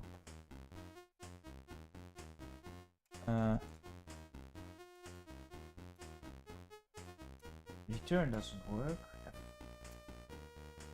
1, 2, 3, 4. This is why you need the manual once again. Of course, we don't have the manual. Stop. Button. No button. Nope, fire doesn't work, but we can try it in a different port. Although fire worked before, so nope.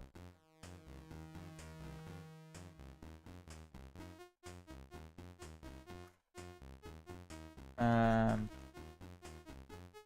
joystick doesn't let this appear either. I am at a loss here why it's not working. Oh wait, is this it? Yeah, this is it. Hit the modifier key. And now we can type again as well. Now it had the modifier key here pressed down, so this is why it was messing up. My bad. Doesn't really matter, does it? Let's be frisbee. It's nice and colorful. Why not?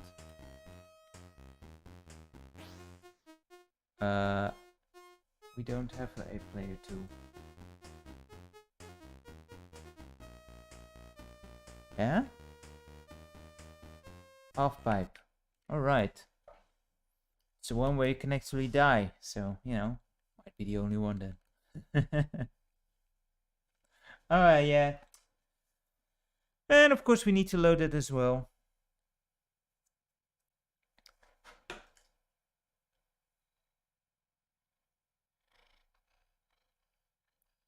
Another game where, you know, any game with different events, a disk drive is such a big advantage. But we didn't have a disk drive back then. Well, we did actually. But those things were pretty rare over here. Especially in the earlier days of Commodore. And we got it, but we got very few actual disk games. I got a couple here and there, but yeah, not too many. So far, at least, the this box is working wonderfully. That we couldn't say that from the previous one, as we already saw today again as well, with Myth, but it had some other issues as well. Luckily, this time around, we are more in luck. We're actually playing some games. Like last week, we had very few games we actually got to play, unfortunately. But that is what it is sometimes with when it comes to Commodore 64. Those tapes are really freaking old. So, you know, sometimes they can go bad. And I'm actually quite surprised that they work as well as they do.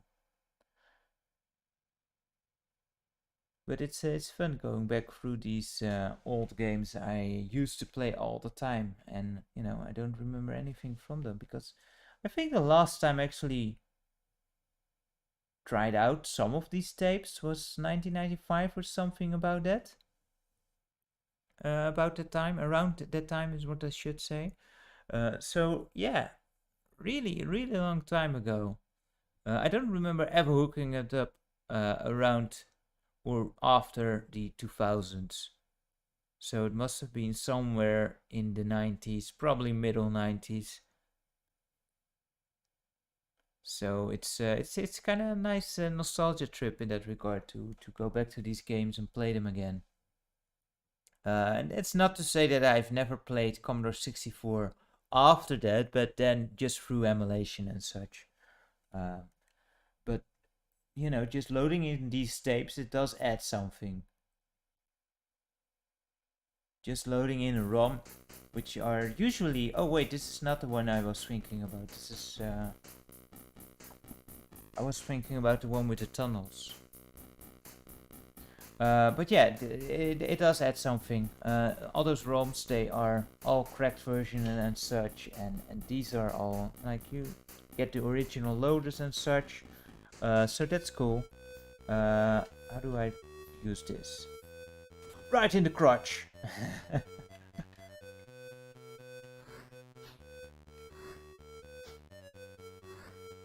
And that kind of seems like a repeat.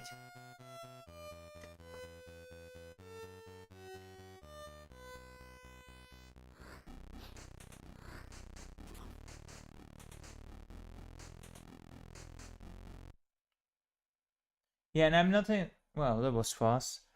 Maybe I should have chosen the practice.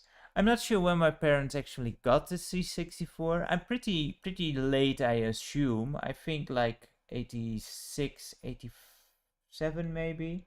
Because they got this, the second kind of model. And yeah, I was crazy about it as a kid at least. So now and then I had to drag it out there and had my father hook it up and then get all the games out there and just go through them all. And yeah, I think the last time I actually did that was probably just before I got the PS1. And then you slowly got into computing more and you got to the internet, so then you didn't really need it because you could just download a ROM and play it like that if you wanted to. It was very convenient that way, still is. So if I want to play something for myself, I also obviously don't break out the Commodore 64 to load one of these long games and just load in the emulator. But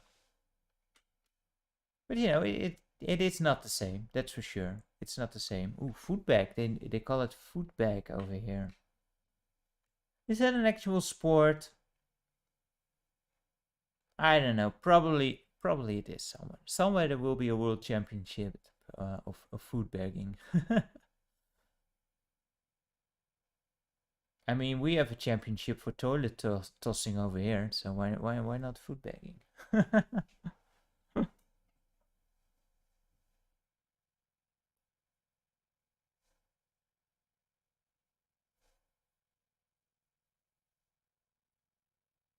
Man, I wish they had the awesome tune for California games in the loading scenes. That would be nice to break things up a bit, especially with how much loading there is compared to playing time. Should have practiced at half pipe. Oh well. Had no clue how to control it. And this box didn't have the menu anymore, so I don't know. I'm actually not sure. I might have, I think I actually do have California games on the small tape as well. But oh well, we'll get to that one as we get to it. And yeah, if anyone is actually interested in collecting these tapes, and I happen to go over something that you don't have yet, let me know, and by all means, it's yours. I need to get rid of these things. Would love to keep them, but you gotta downsize sometime, and I really need to downsize some things. And the tapes, they are things that are likely to go wrong first. Yeah, that's true. One of the first times we were streaming, we had that loading screen where they actually embedded Space Invaders into the into the loader. That's just nuts how they made that happen. Quite impressed with that. They did some really cool stuff, and You can't do that anymore, of course, because Namco said that's our thing now. You can't put games into your loading screens. Not sure how you can even patent something like that, but they did. Alright, let's see. It's probably not gonna take too long. Ah, damn it. Oh wait, you have a timer here, right? So you can just... Yeah, but also the loading times. I can't even just kick it up. Oh yeah, you can also do the head bump. There we go.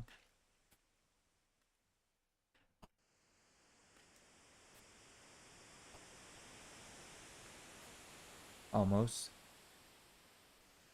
Yeah, I never really got the hang of this, unfortunately.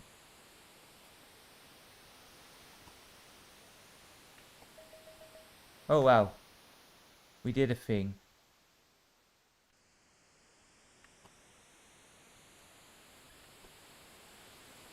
At least I put in some waves. Yeah, Namco had on a lot of their PS1 games. They had loading games on there. Also Space Invaders and Galaga. There was also a... There's also a 3D arcade game they once had, I think.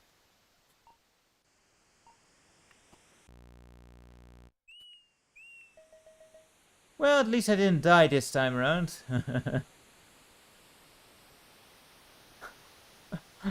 Oh man, yeah. But yeah, I've never been great at this one.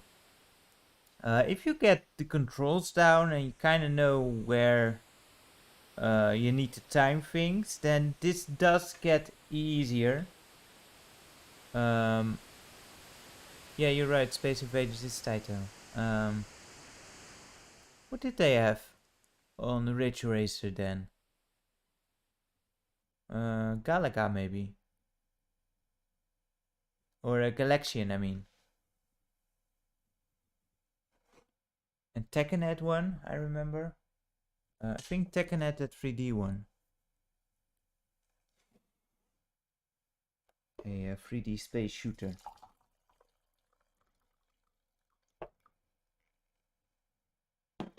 Well, so much for kicking the bag. We didn't hit the bird. You really need to time that as well, I suppose.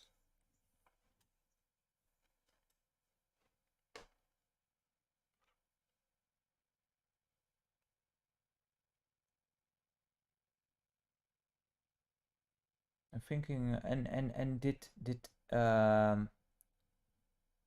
Air Combat also had a little loading game in there? I don't remember.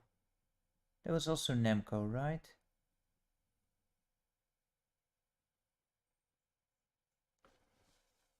Kind of love that series too. Air Combat later became the Ace Combat series. Really nice, accessible series actually. Kind of interesting stuff. Really love that. Oh, look at us! Look at us! Frisbee got a nice thing. I don't think Frisbee is actually a event in this one, is it? I do think I have another compilation of sports games called Crazy Games. It has, you know, where you shuffle along in the bag, in the sandbag, and I think it also has Frisbee in there, which also has a little Easter egg with a UFO.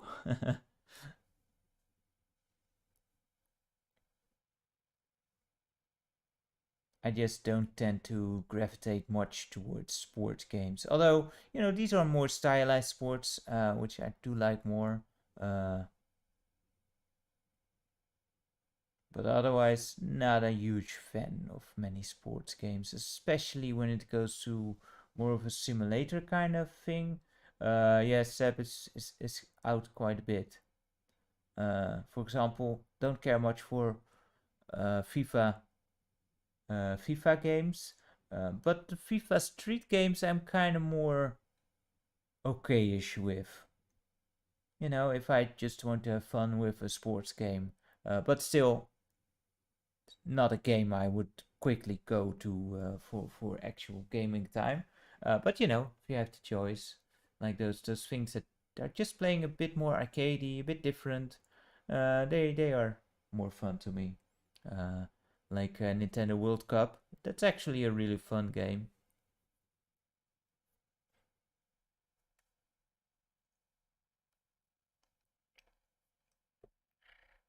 I am not food cat.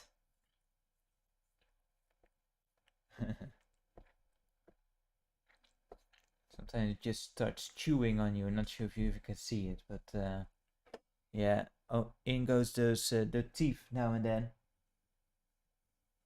just to have a chunk of flesh.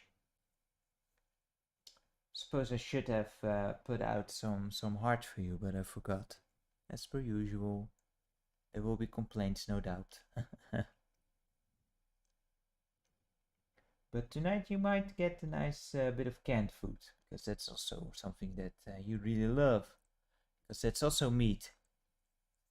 Yeah, you can't eat humans, man.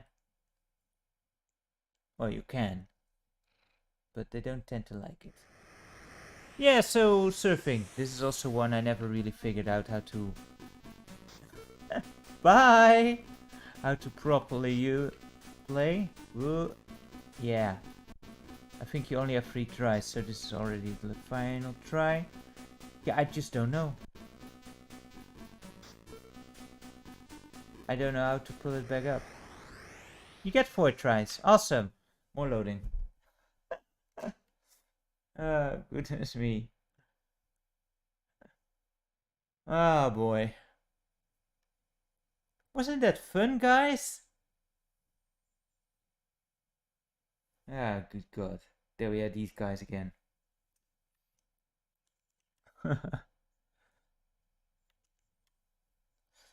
I know some people are really good at that surfing event, and that always has looked so impressive for me. I just don't know how to control. By the time I figure it out, it's already too late. I couldn't pull it up.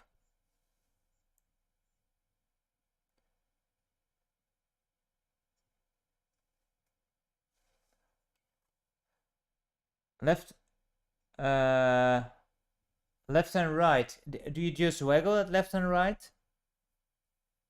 Because I was trying left and right, but I couldn't get it to a point where it was actually going back up. But maybe I wasn't fast enough. You know, sounds familiar when I'm involved.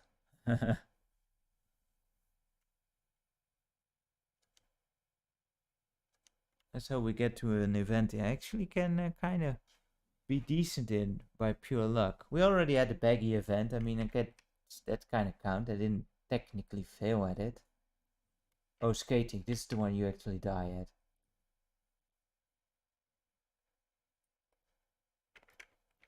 Are we loading?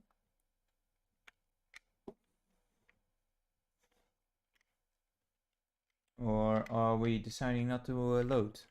Is the end of the tape, maybe?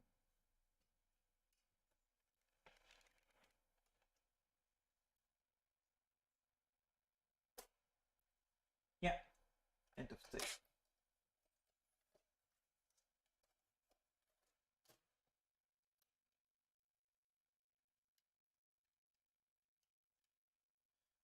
And now it should pick up. You know, you have a lead in, so hopefully it'll work. Strange that it doesn't say like turn the tape. Usually it does that pretty well with these games. There we go. Off we are. What other events are there left? The rollerblading one, I think. Which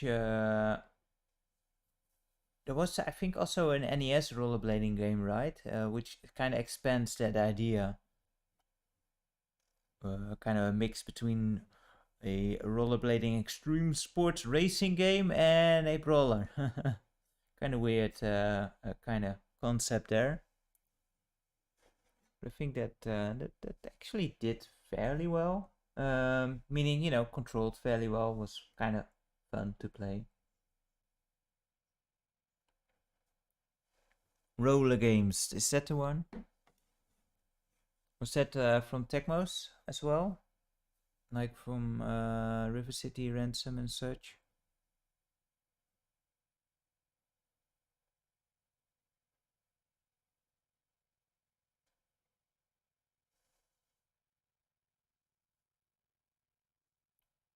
So much loading. What time we're at? Okay, we still have a nice about an hour or so before I really start to slow down.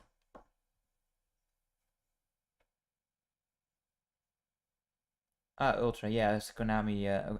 Konami's alternate label. Real silly how that worked, you know, where you couldn't just make like the games you wanted to. There was a limit to that. Just weird. I mean, it kind of makes sense if you want to focus on quality, but then again, you know, if it's so easy to bypass by just making a different label, then you really got to wonder what's the point of such a limitation to begin with. Oh wait, this is the rollerblading one. Maybe the one you die at is also. Can we not go faster?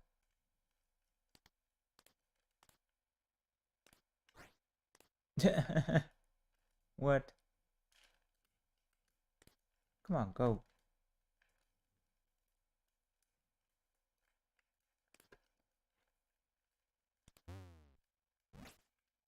Yeah, I can't. I'm stuck. I'm stuck. Why am I stuck? There you go. Finally, you did it.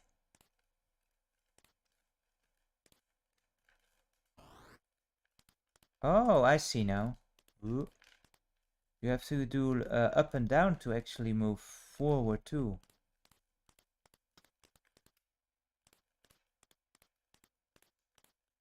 I get it. I get it now. Why? Why is the screen going dark? There's some cloud. It's kind of interesting control scheme. And straight onto the vine. Who left that there?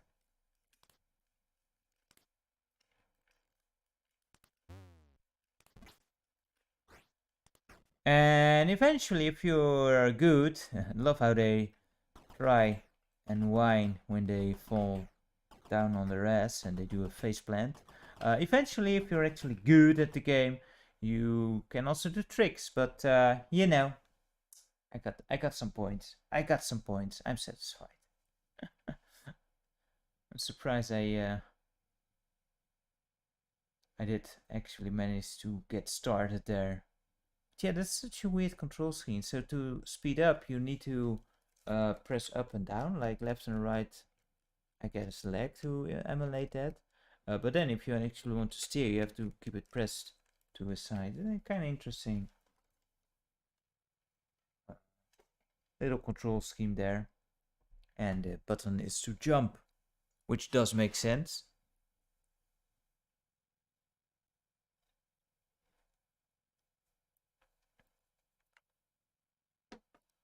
I don't know, guys. I don't think I'm going to submit this to the high scores on the internet. I'm just not feeling fully confident in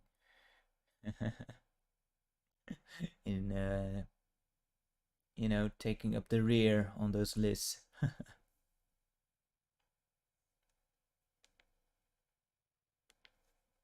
Oh crap! I forgot to close my email program. Huh? That's not good.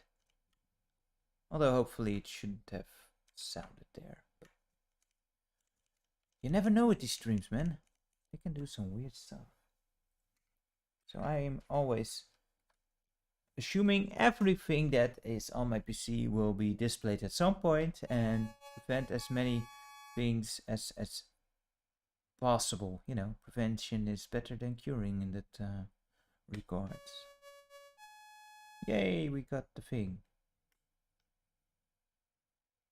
Ah, there is BMX in this version. Cool. More ways to faceplant.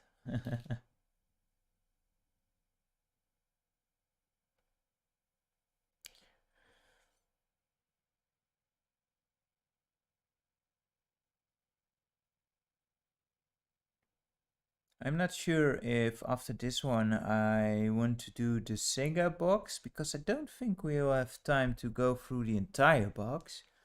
You know, it would be a shame to only do it halfway.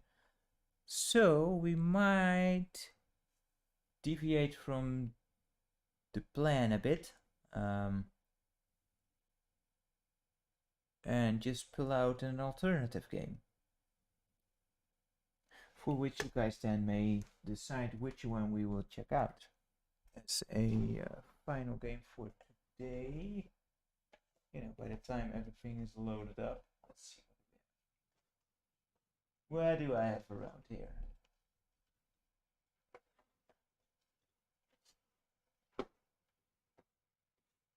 Alright, so just say one or two. For option one, we have The Hunt for the Red October, which I remember being a pretty version of it, mainly because of the loading. And we have Fire and Forget 2, which is a game that which has some screenshots which are very, very dubious. Those are not Commodore 64 screenshots, that I can tell you that much. So yeah, let me know for the final game to check out, one or two. And we'll play that one after California Games has finished. Because yeah, and we're not going to be able to play through the entirety of the SEGA box. Yeah, does that make you sad, Rizzo?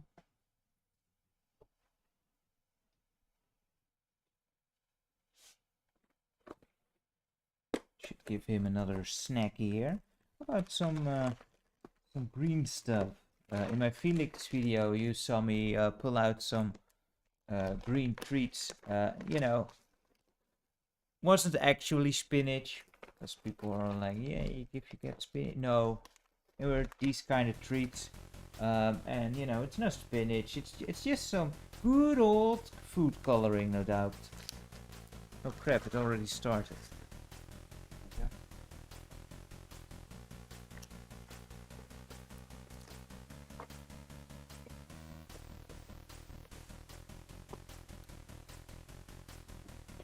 And that food coloring should resemble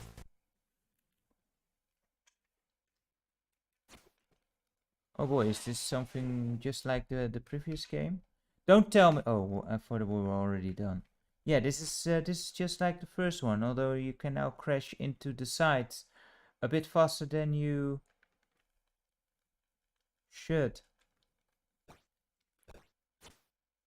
Like, look at that. I did not intend to use that side there, and we're done. Man.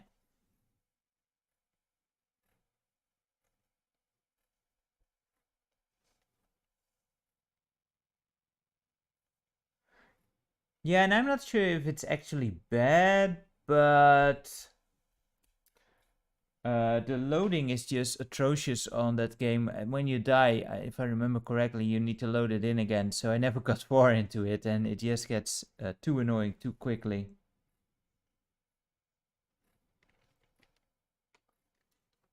It was fun. Was there a sponsoring there? But yeah, let's go for Fire and Forget, which I think is also an arcade game. Which I never actually saw in the arcades. But based on the screenshots on the back, it looks pretty cool. But I remember the graphics on the C64 version being a slight downgrade, to say the least.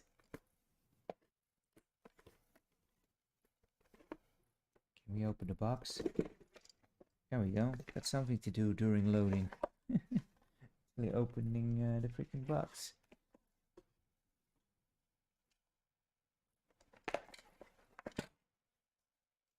Ooh, look at how fancy it even has the foam in there.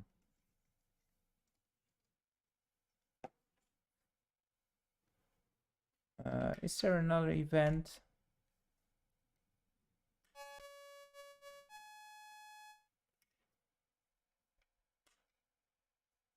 Still didn't see the one where you die.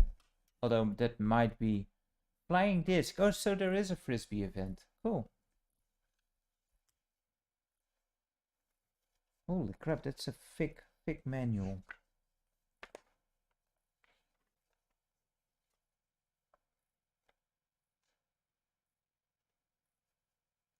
The tape is making a bit of a weird noise. Not sure what that's about. Let's see, Fire and Forget 2 for IBM. Oh, we get this crap again. MSPC? No, it's not for.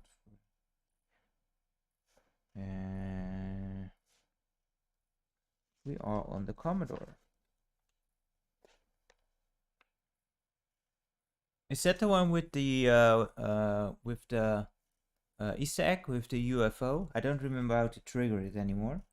But that was the one with the radar at top. SEGA.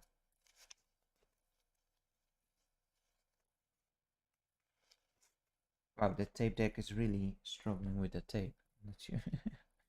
Something is a bit weird there. I think you had to just wait it out or something. I don't remember. Can you actually hear the creaking of the tape?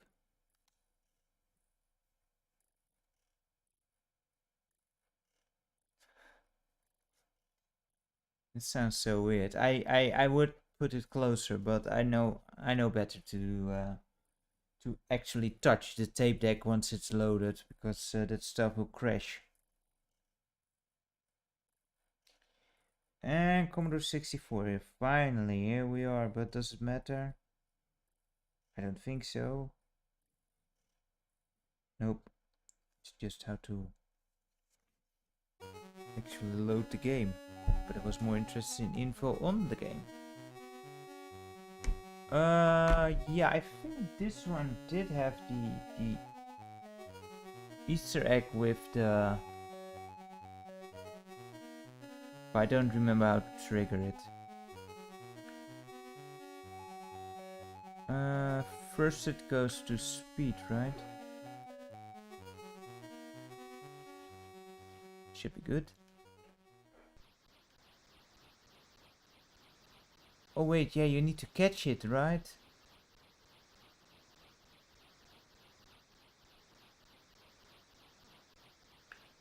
And it dived the wrong way. Do not feed the bears. Yeah, this is the one with the Easter egg. I just don't remember how to...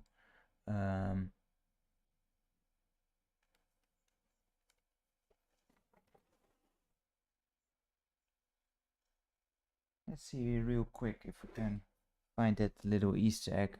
I think it was... if I remember correctly, this one was fairly easy to trigger.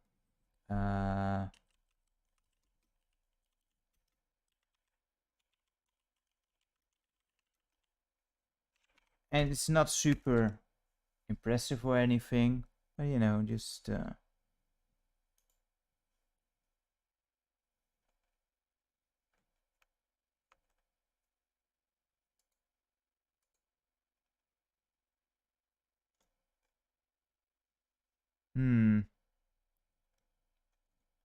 yeah, but I also don't want to go searching too much for it. So no, screw it. Let's give that another try.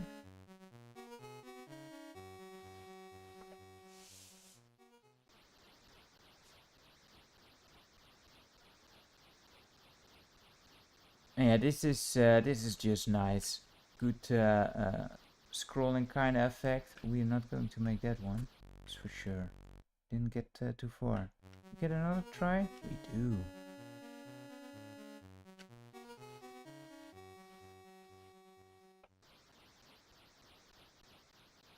That one's getting some nice air at least.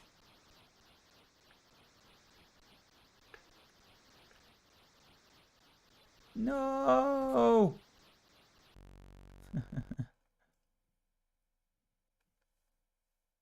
Misjudged that way too much. But it went pretty far. But that's not the object of the game. You need to actually catch the bastard. And it's off with more creaking.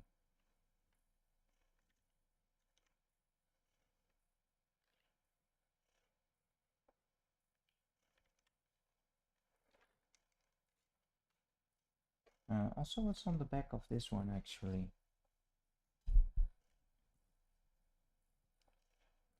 How is Fire and Forget on the in the arcade? I never seen it, so I don't know much about it. The Death Convoy. As the pilot of one of the as the pilot of an all-powerful combat vehicle, you are engaged in the hot pursuit of terrorists. Go into combat and be confronted by enemies and as different in their appearance as combat techniques. The ability to take in the air will be your strength. Use this to outmaneuver the enemy. Pick up weapons, ammunition, and fuel. You have to work your way through the entire convoy and destroy the leading vehicle before the ultimate explosion. The ultimate explosion, huh? California Games is obviously also a game that works best when you play it against someone else, because then you can both suck. And we are at the end.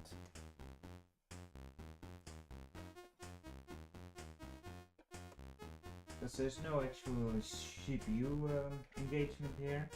And you know, you can practice events separately, that would work great as well. So you can suck less over time, supposedly.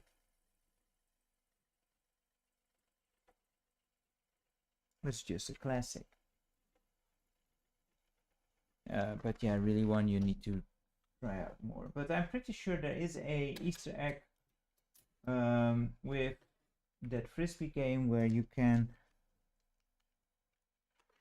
have a UFO appear, I think. And I think it had something to do with needing to wait just a certain amount of time. I don't really remember. But that was pretty obvious already. Of course I did not rewind this one either. It's the right tape. Right? Sometimes you grab a tape out of a box and it's a completely different game. And I should not have put... Hate it, you know, when you put the outer layer of the box in there and it gets stuck. You need to pull it apart.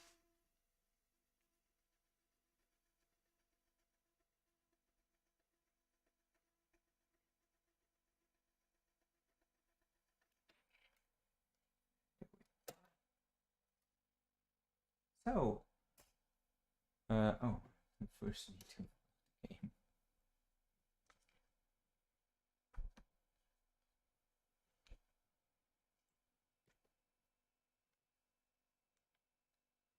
Miracle drugs are apparently working off. Yeah, it's nice timing, I think. So for the final game, we will play some Fire and Forget. You know, grounded if it loads. But so far so good. And I don't really remember this one, which is usually a sign that it wasn't very good. But oh well, was there anything else on here? Oh yeah, the we need to avoid the ultimate explosion. From what I get from this, it's like a more action-packed chase HQ kind of game with more combat. Quick reflexes, speed, ingenuity, there we go. Words, they are difficult. And nerves of steel are required to obliterate the oppressor. With Fire and Forget 2, prepare to experience the most extraordinary arcade game ever designed for a computer.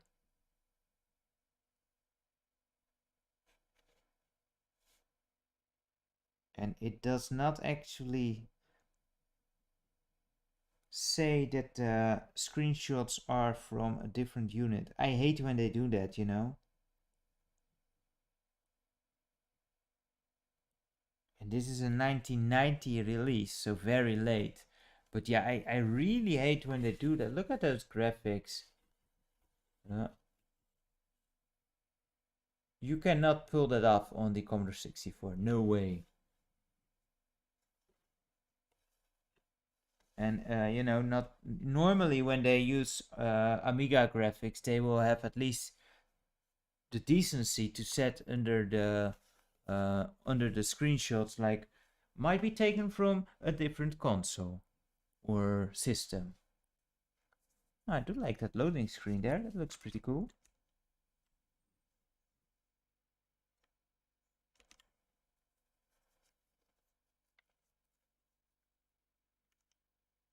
Yeah, and it is kind of normal for different systems using the same kind of box and then just put a sticker on it. I think this one is also a big example of it.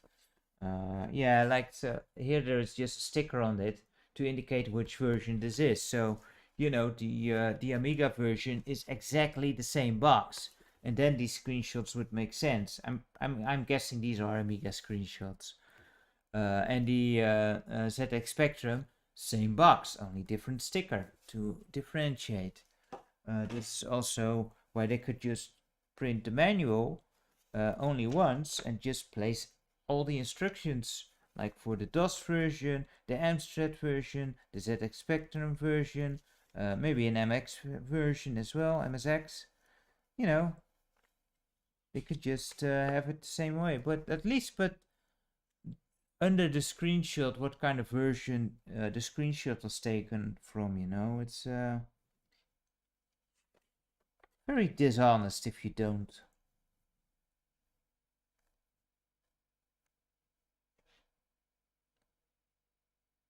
Commands, keyboard, yeah, but now of course we got to go through all the freaking versions again to get to the Commodore 64 version.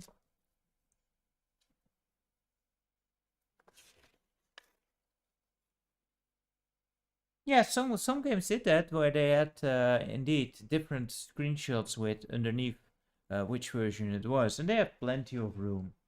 Look, they have 4 screenshots.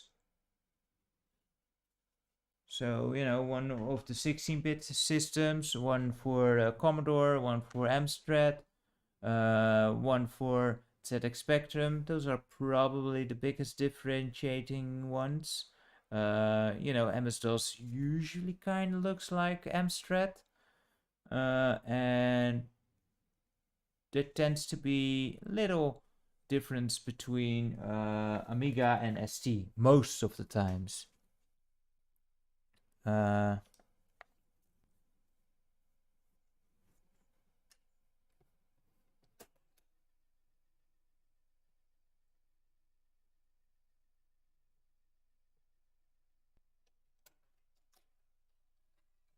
I'm pretty confident to say that my father got this because of the pretty screenshots. Would be something that he would do.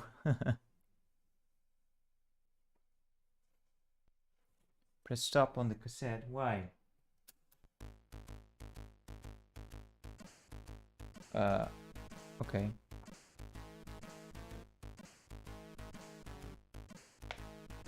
But I was still looking at the controls because it would be nice to actually find out how to play this in a way that doesn't make me look bad right away.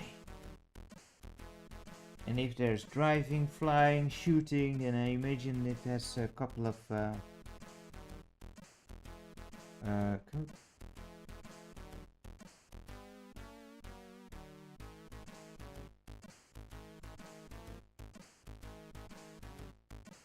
let's see, shift, pause, del, music on off, the escape thingy, sound on off, Q, end of game. Let's not press Q by accident. Space is to take off and land. F7 is to fire a missile. And return is to fire in general. That sounds way too complicated. Yeah, Def Convoy, it's a subtitle, I guess. Huh, didn't notice that. Oh, please tell me you can play this with the joystick. Oh, should, right? You should. Sometimes these games actually make more sense to play with the keyboard because, you know, you just have some more precision. Oh, I did see joystick there.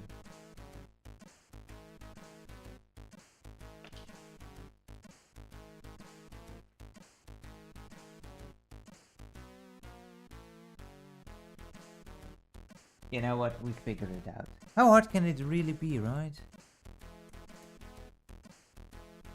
Just fire stuff and insert coins. My Commodore 64 does not have a... How do you insert coins? Oh man. F1. Nope. Just one? Or is it different ports again?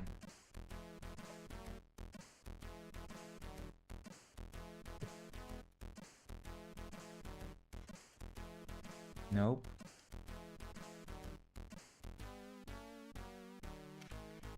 How hard can it be, huh? Discover. Get into the actual game first. Oh crap, I did. How did I do it? Let's try that. Yeah, good call. Nope.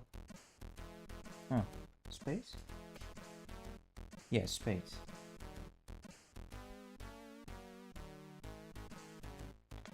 But how do we insert a coin?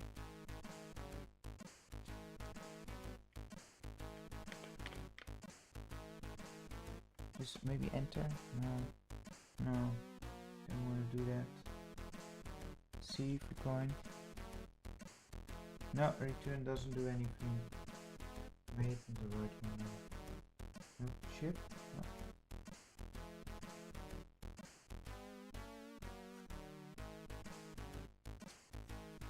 Awesome. Can't even get into the freaking game. Oh, okay, that's a good suggestion.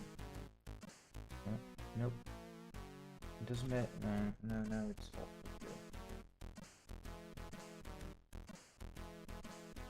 The F key is also not.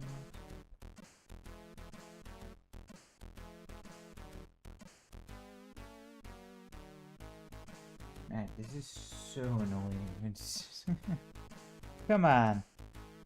I'm just gonna look at the... No, C didn't work either. Also try that one.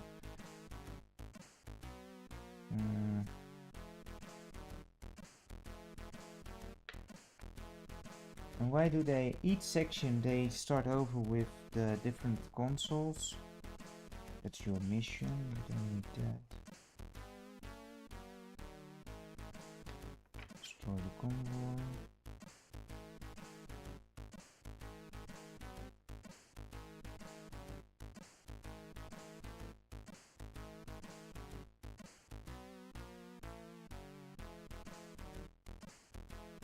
Yeah, it's not listed under the normal controls. Why not?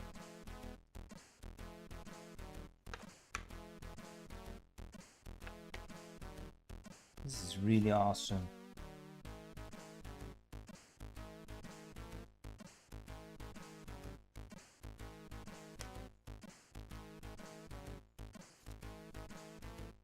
I mean, we didn't fail that much yet. Can't actually fail at a game. You can't even start the bloody thing.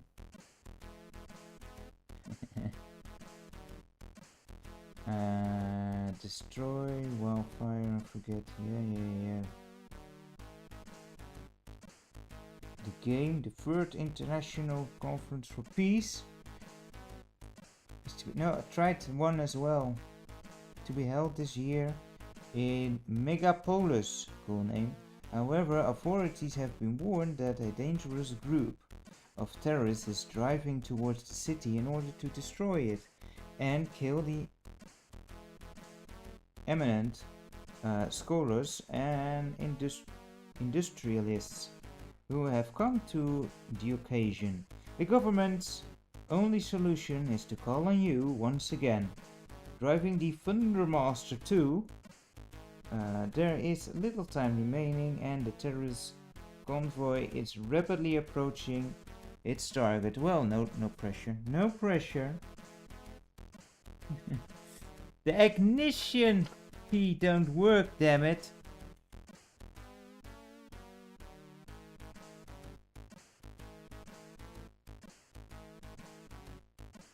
Yeah, the run button on the TurboGrafx 16 was also something, wasn't it? Why isn't the thing moving? I'm trying to get it to... There we go.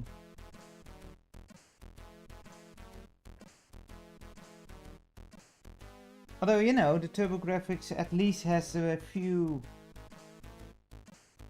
lesser buttons than the Commodore 64. Driving the Thundermaster here before beginning the game. Get used to movements and functions of each button. You must synchronize hand and eye movement. Yeah, but there's nothing to synchronize in hand-eye coordination if you can't freaking play the freaking game. Take over the controls of Thundermaster. Yeah, okay. Before beginning, the following points will help you to carry out your mission. On the road, we don't get to the road.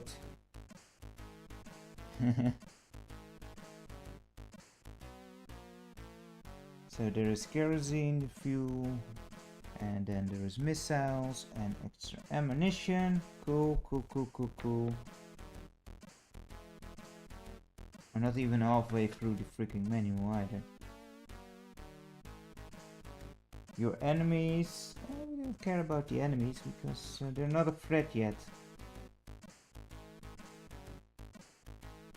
More enemies.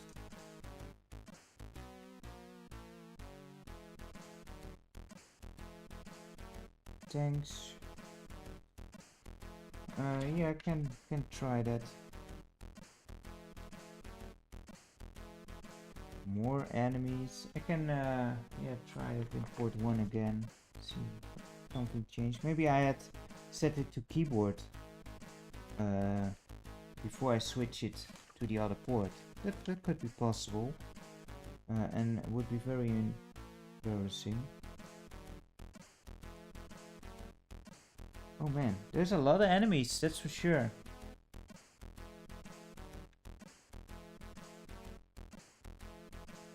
Sucker, bomber, flying, militia. I think that's more enemies. Give me a solid piece of text. It's only like 3 enemies per page or something. I'm still at enemies? Control panel. Oh. Looks like we're getting slightly closer.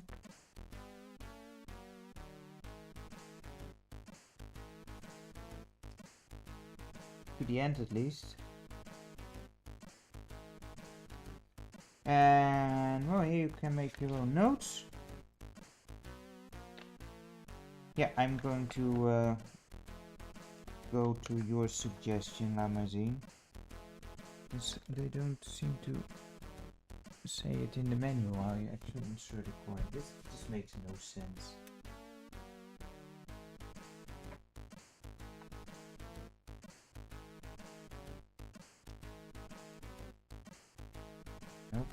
Oh, wait, wait.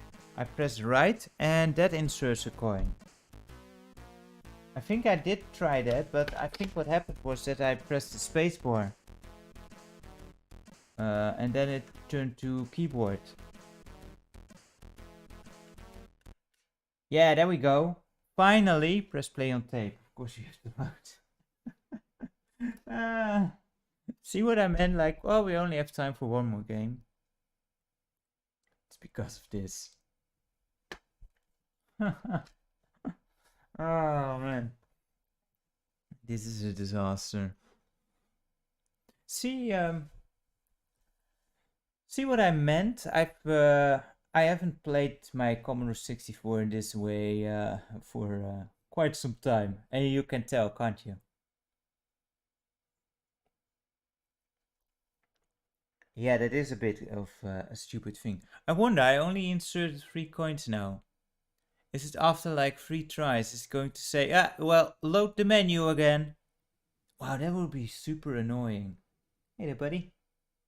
Still tea, you still don't like tea.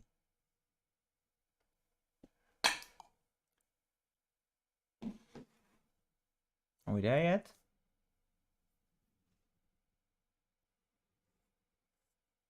I don't like black screens. They're very ominous.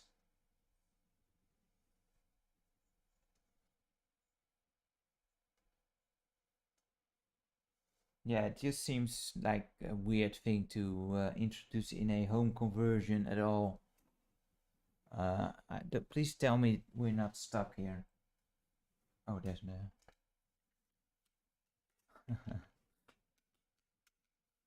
I think we might be stuck. Because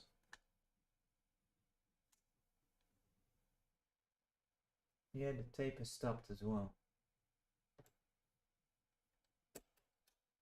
Dang it! And we need to reload it. Maybe what happened there is that I stopped it too late, so maybe it has already missed the first part there, which is unlikely because normally it would tell you that that there is an error then. But oh well, let's give it another go. Yeah, this is one of those games, man. It's one of those games. There's always one, right? Well, last week we had a couple of these kind of things.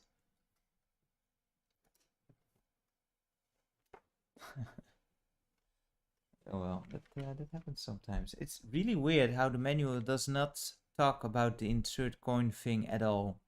Just like it doesn't exist. I mean, why they even inserted that, I don't know.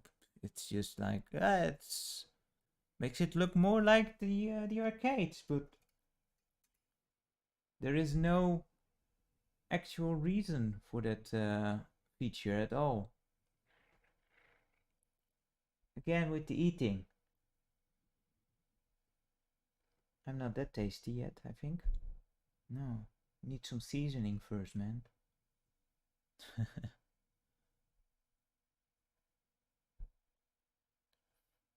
Cat kisses, they say. Oh boy, it's gonna murder my hand now. Not enough treats.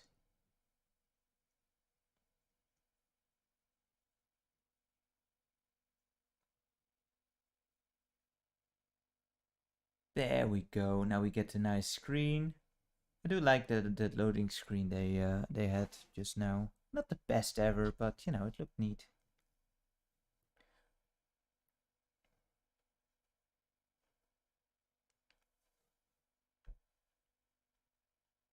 Oh, laat maar zien. That's a shame. Back to the old grind, huh?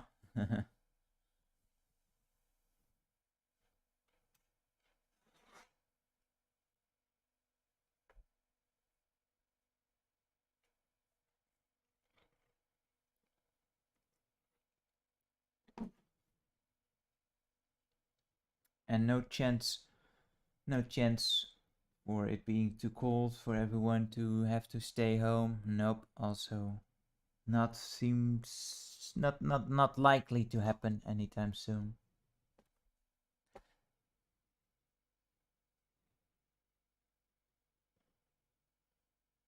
So just got to get on. Bye, Grizo.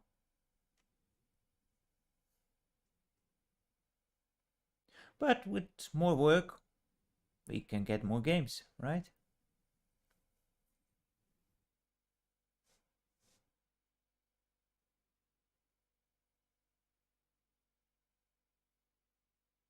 Well, when working at home, you can still ride the bike to work, I suppose. Just having a nice bit of a round trip around the block, which can be very nice, especially after an hour of work, have a little break like that. Lovely.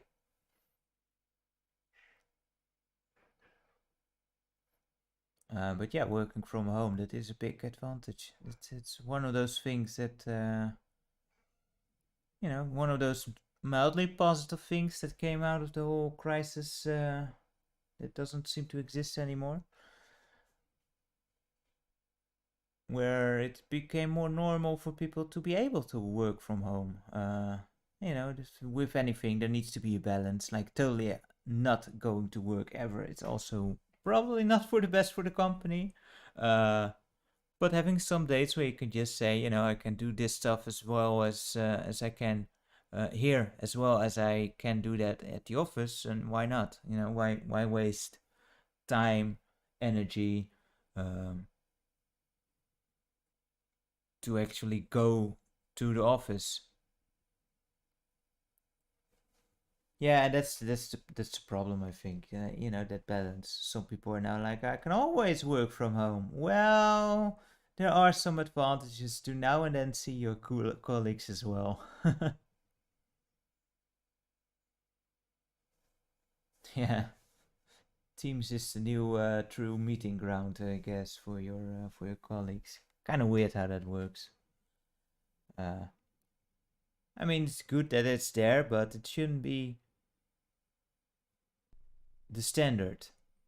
Okay, so going to send this to the beginning of side B.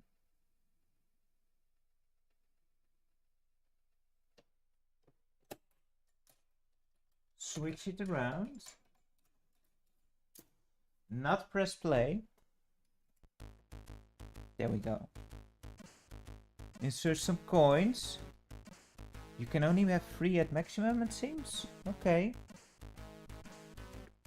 Yeah, it doesn't go past 3. But whatever. And now we press play on tape. What kind of arcade experience is that? I can throw in my whole allowance if I want to. But oh well, hopefully this time it actually works. Makes this point, it makes it even more worthless, Why ask us to throw in coins and then only allow us a maximum of 3? It's just a weird design choice there.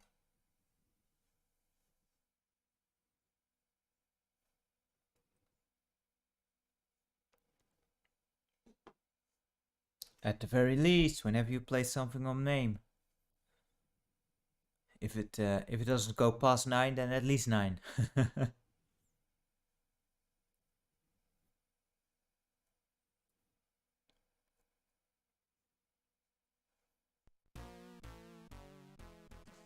Oh, here we go. Yeah, this looks exactly like those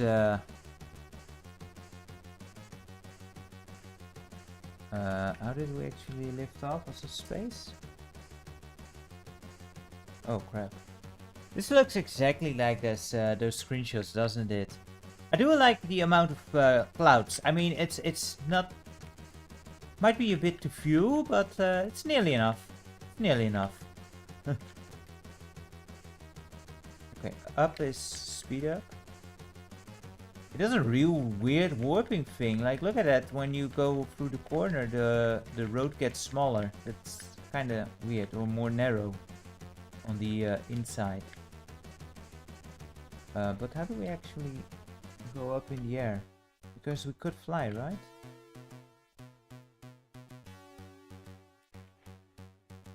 No bars on the road. That's very true. Yeah. And green on the side. See, yeah, that it makes it just more, you know, makes the road more defined. Yeah, this didn't even notice that the bars are not there. It's really one of those things that annoy you when you see it, and when it's not there, you know, it's kind of what you expect. You should be able to fly, but now I don't know how to fly. I seem to remember the spacebar did it, but it doesn't do anything now. Maybe you need a power-up for it? Or is this one of those games?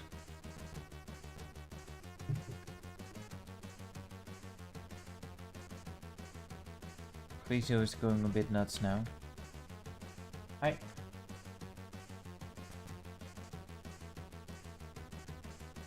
Don't you dare go up onto the computer, man. Oi!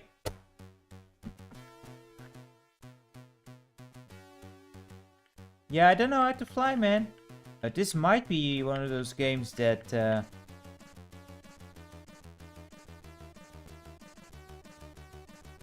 We died 3 times now, so is that it? I think it's it. No. This might be one of those games where you can control it with 2 controllers. We should try that out.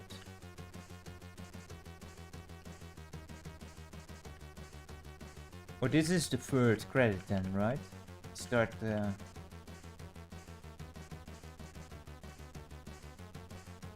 Oh boy, there's a big guy. That's a big dude. I guess that's the convoy leader. Hey, whoa.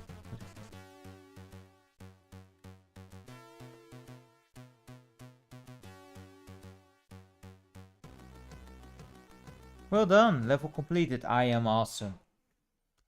Let's connect the second controller here. Joystick. Let's wait until it's actually loaded. Yeah, I flew for a second, but I don't know how. But for a moment, it did go up in the air. But I was kind of thinking that maybe we got hit or something by that big truck. Because it didn't seem like I was doing anything special.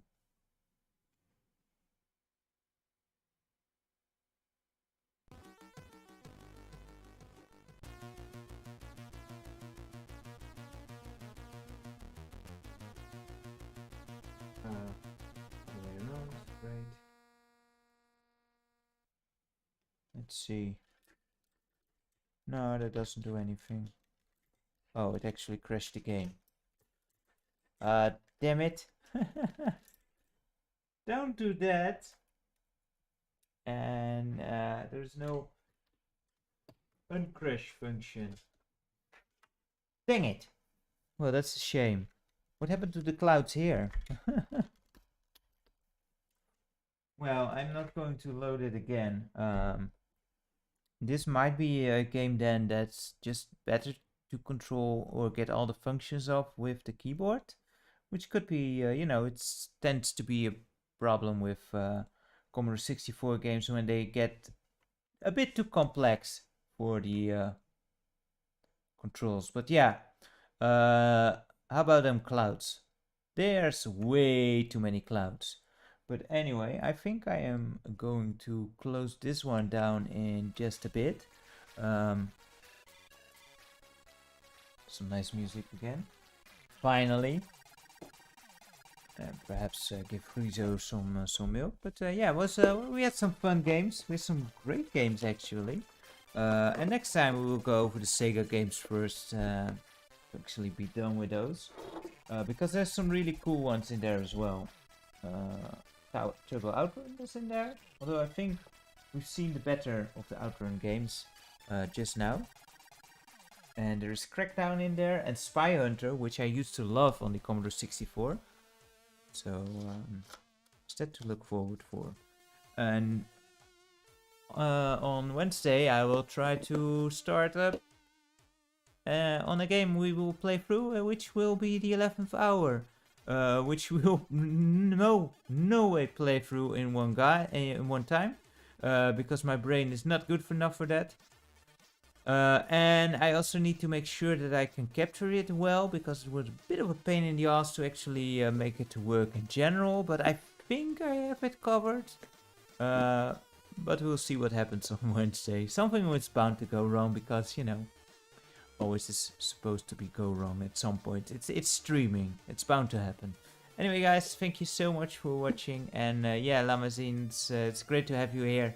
It's also really great for me as a bit of a nostalgia trip to actually load these actual physical tapes from my youth, you know, just holding those tapes again, playing through them, and having those loading screens. As annoying as they are kind of part of the experience, so, you know, it's really awesome. So yeah, I hope you guys will join me next time again. Lekran, great to have you along as well. Awesome, thank you so much for joining me. Also Izzy, of course, great to have you. Also thank you for keeping the bots at bay as much as you can. Which is a losing battle eventually, I'm afraid, but you know, you do what you do and you do it very well, so thank you so much for your support. And yeah, I'll see you guys next time. Thank you very much for watching, and until the next time, take care. Bye bye for now. De mazzel.